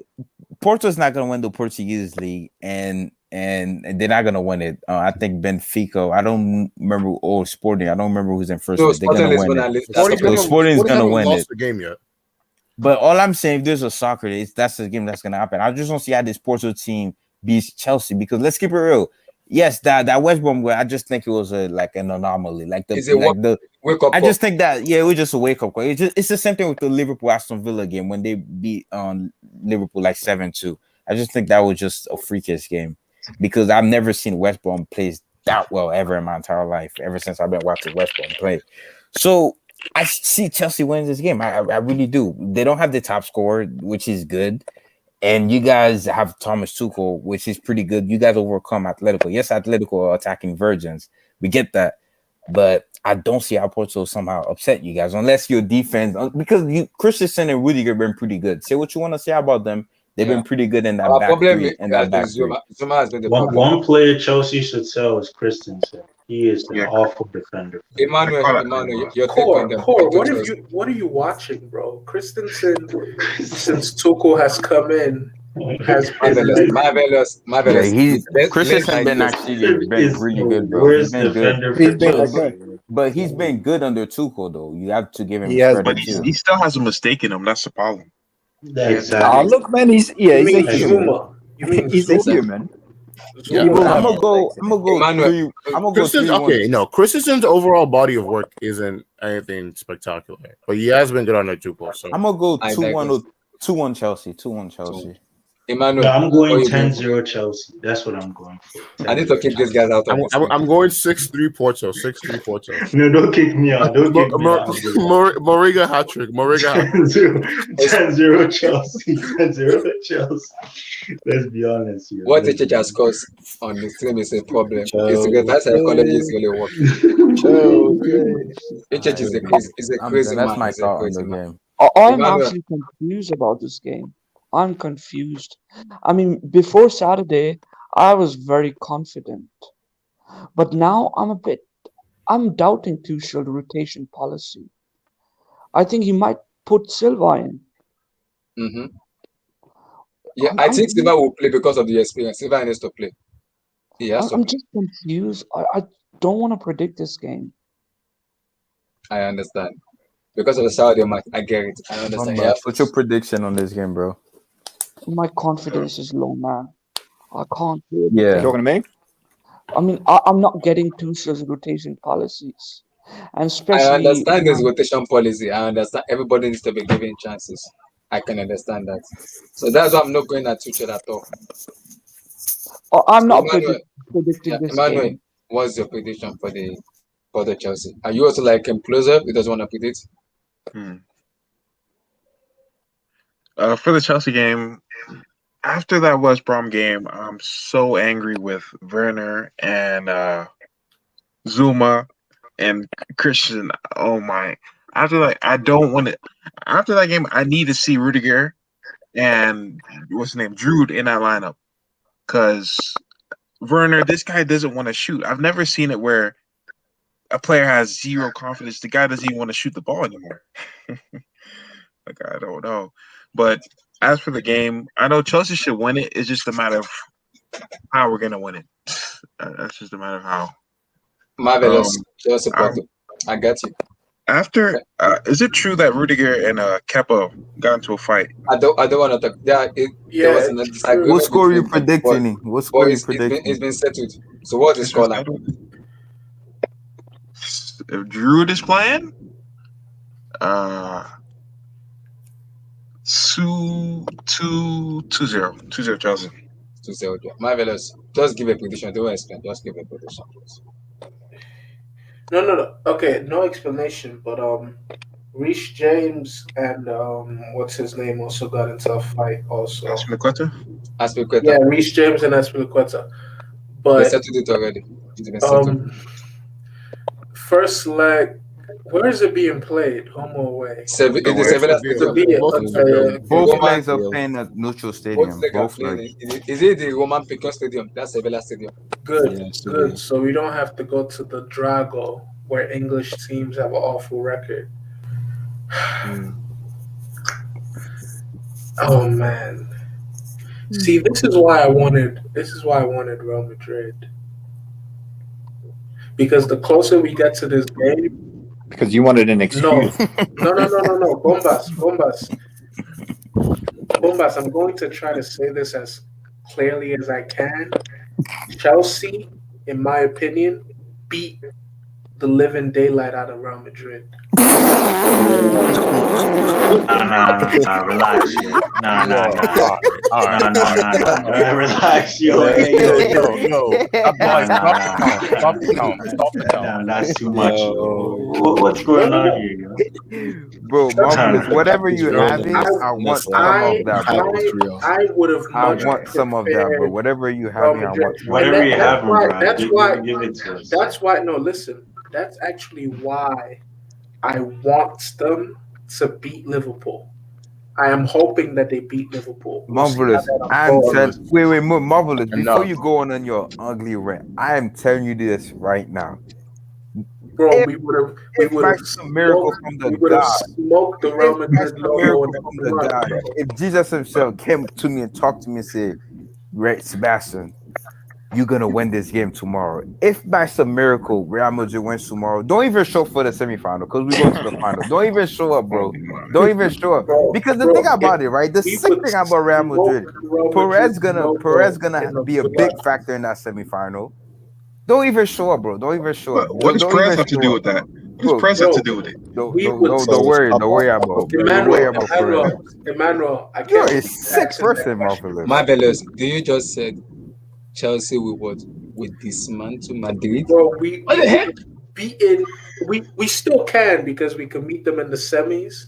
We will beat the living. Like, it will be so bad. Oh man. But anyway, Porto, right? Porto are gonna defend. They're gonna make it as they're gonna be as pragmatic. They're gonna make it dog eat dog. They're gonna play rough. So us breaking them down, I really have a headache to see how we would break them down if they play the way I think they will play. If they make it a slugfest where it's just like dirty and grimy, we might be looking at like a 0-0. So even though it's on neutral ground, who is the first leg? Like, is Porto. it? Oh, that's even horrible. That's horrible. See, I think it's going to end 0-0, but since they're the first leg, we need a 2-1 victory. So I would like for us to win 2-1, but I think it'll end 0-0. Milton, I promise you, bro. Handle your job against Liverpool, and you're gonna, bro. That Real Madrid badge is gonna be so dirty. Now I'm thinking about it. Marvelous is actually right. They would actually beat the living crap out of us because I'm looking at it. You have the likes of Timo Werner, the guy that starts for Germany. You have the German Zidane. You have the Yets that completely destroyed us in the Bernabeu. And you even have both the one and only Tim Abraham. He's there. Werner's gonna pass him the ball to score to happen. And you have the GOAT, Thiago Silva, the greatest center back to ever touch the Premier League. And you have that keeper, Mendy or Wall, Bill or Wall. Like, bro, yeah, I finally seen it, Marvelous. You actually will beat the living crap out of us. Last thing before I moves on, because I my whole thing is I never want anyone to think I'm crazy, and I know that's such an absurd thing that I said, but do you mean to tell me that no one in here can see a plausible argument or a plausible scenario in which Chelsea beat Real Madrid? Like, are you guys telling me that I'm beat the only daylights out of bro, them, Marvelous. SK. You said beat the daylight out of man. It's like you are putting Madrid at them. Maybe Stoke City or someone else. When I Atletico see, suck. Okay, Marvelous. Atletico suck Marvelous. ass. I need to say something. When I see Real Madrid versus Chelsea, I don't know why Emmanuel and Marvelous. I see Werner. I don't know why I trust this man. That's what I'm saying. He might be the one to fulfill the prophecy. No, I don't know why I even on believe some, not Werner. even on some being like Werner hasn't scored a superstitious. goal. Not being, not being superstitious. Guys, Not I'll being put guys in the superstitious. background. Wait, Wilton, hold on.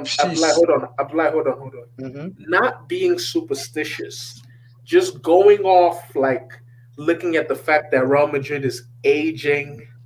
They look beatable. They are beatable. I just think our team can cause them problems. Like, of course, on paper, You can argue that Real Madrid is the more superior side. You can argue that they have more influence with UEFA, given that they're owned by Florentino. They're run by Florentino Perez. But just in terms of matchups, we give Real Madrid so many problems. Like I want that game to happen. Because when it does happen, Milton, I never want to see you arguing. Do you think? Wait. Let Bombas get his thought on this game.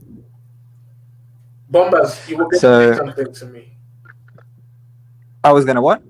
You were gonna say something. I was just gonna say, one step at a time, man. Just go one step at a time through this game, and if they come through their game, then we can talk about it.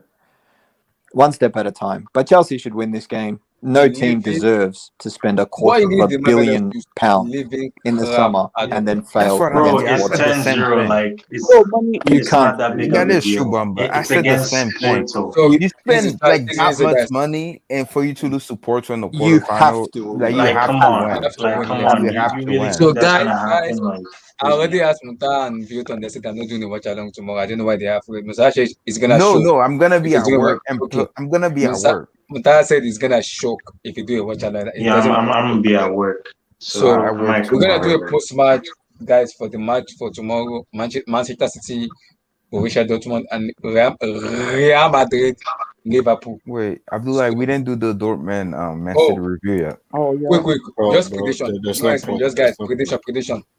I'm gonna go. Yeah, let Damien go. 1-0. 1-0. City 15, Dortmund 0.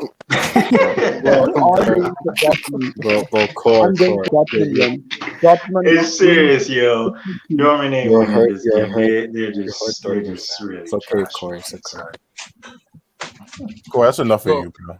I'm gonna go 4-1. I'm gonna go 4-1 City because as much as I want Abdullahi to go on his rant about Pep, we're not gonna see it this year, man. It's sad to say. If Pep had been any type of shame, he would have lost to Dortmund. Oh, and just to remind you guys, they're not playing in the Puskas Arena. They're playing it in Manchester City Stadium. That's so.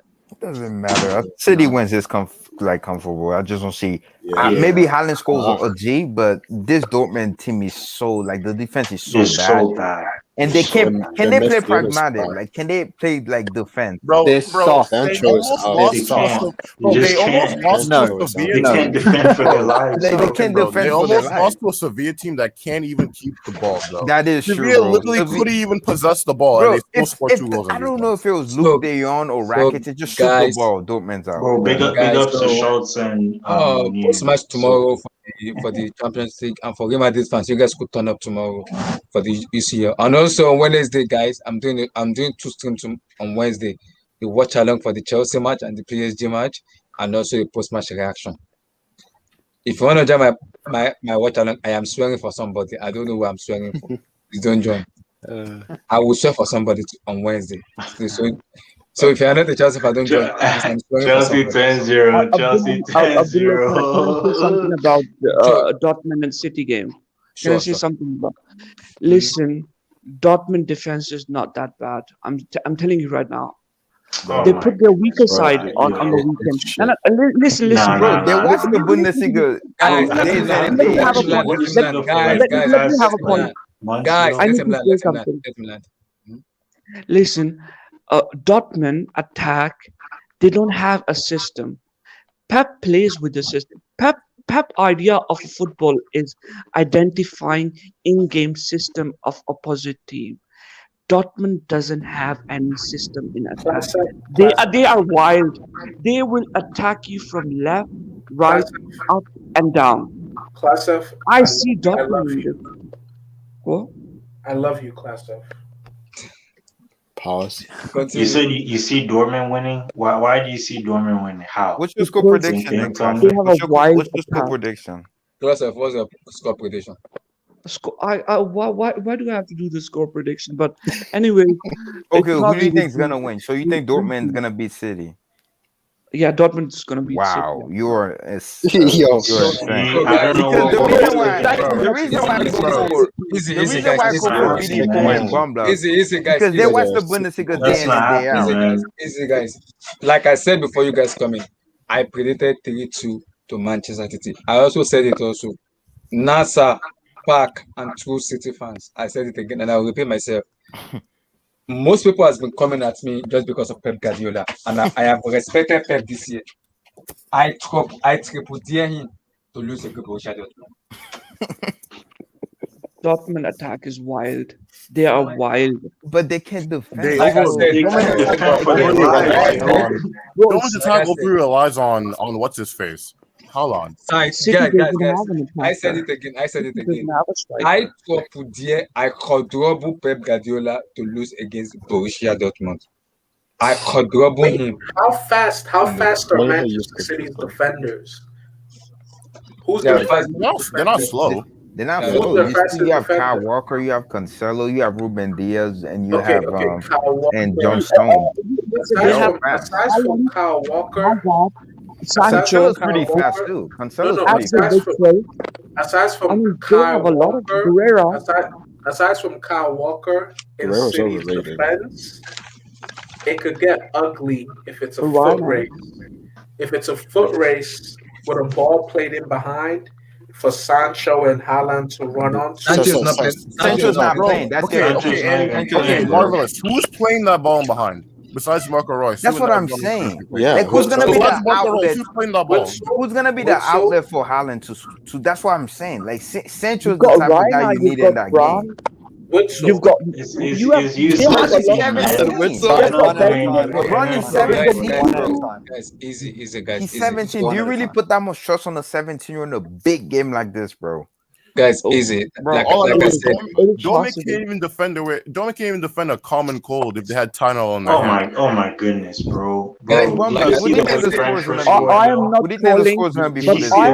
I've said last time, since the draw, Dortmund's going to win this game. Okay, good. Guys, wait. Before we round up, it will be like 5-4, bro. Before you round up, Abdullah, what do you think the score is going to be? Dude, I think I already gave my score out. I said 15-0. Would you say, Bombas? I said 3-2 to Man City.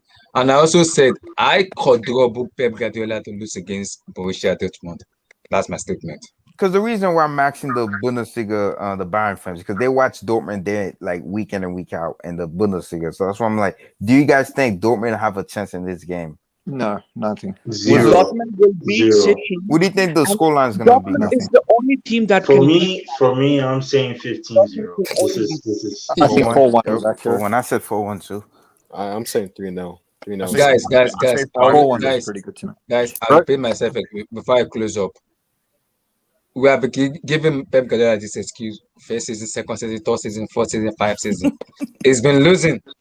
Bro, if Pep Guardiola gets knocked out in the quarterfinal, Abdullah, do you want to hear a stat? Wait, Abdullah, do you want to hear a stat?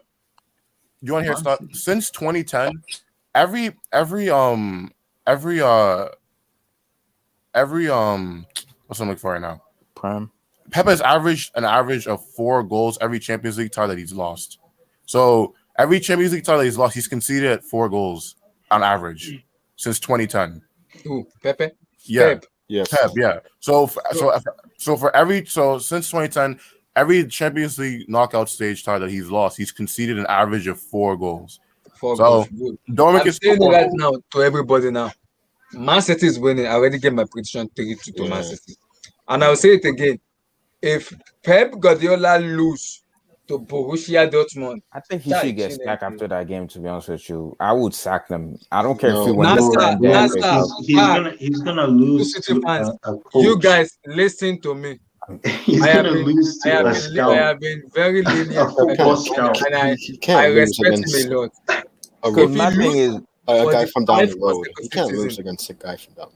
Because my thing is, bro, I know City's gonna win the Prem, most likely the Carabao Cup, maybe the FA Cup. I don't care if you do a domestic treble, bro. You gotta fire Pep. I'm sorry, you cannot lose to this Dortmund team, bro. There's no excuse. Yeah. Everybody's honestly. If he loses to Lyon last year would be worse than lose to this Dortmund team. But like still, I don't know, man. If he loses, if I was the City board, I'd probably be thinking about it. To be honest. Yeah, I'd be thinking about it. You have to think about it. You can't lose to this Dortmund. Lampard to Manchester City incoming. Because why I am so confident Because Dortmund if will your beat city's bored, City. Why I am so confident? I don't get that. No. I have no On confidence. a more serious No, note, there's no on a way. more serious note, you guys know that guy named True City fan, Patrick's True City fan. Yeah.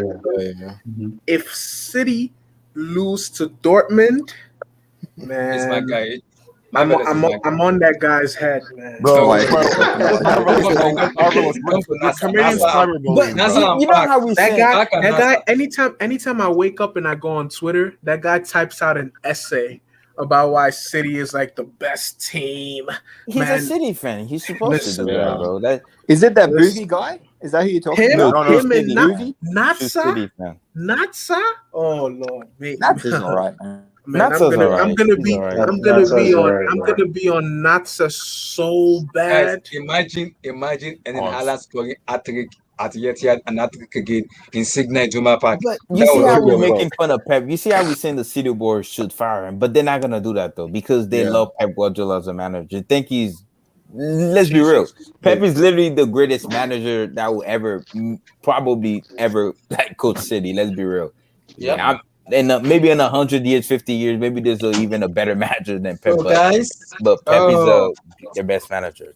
Guys, what Pep Guardiola can do for a club, no one else can do. Yeah, no one else can do. They could sack him, and the very next road man could come in and win the Champions League just like that. That is true. You guys remember Terra? You guys remember Terra Complicatus? Yeah, I remember. He used to be a Barcelona fan, and then what happened to him? He deleted his YouTube. He has no video. His Twitter doesn't exist. Like, is he okay? Oh, no, bro. After after Barcelona started getting personally, I think Pep has restricted City because City had unlimited fund. They could have been City had Manuel Pellegrini. Attacking team. They could have been free-flowing attacking team. But Pep has restricted You them. can't say that, bro. Bro, look at close up. You can't say the reason why you can't say that, bro. Look at City history. This is City at best period ever in their history. Like this is their best ever era in their history. Isolated, but they still look like restricted. Do you get me? Because I get what you're saying. For me, since I'll put guys in the background, you guys could continue to talk. So, guys, like and subscribe to the channel, guys. Like and subscribe, and guys, tomorrow will pop up. Like and subscribe. UCL football. I'm gonna sleep tomorrow because respect my logo. End the stream, Abdullah. End the stream. Wilton, do the right thing. Peace, guys.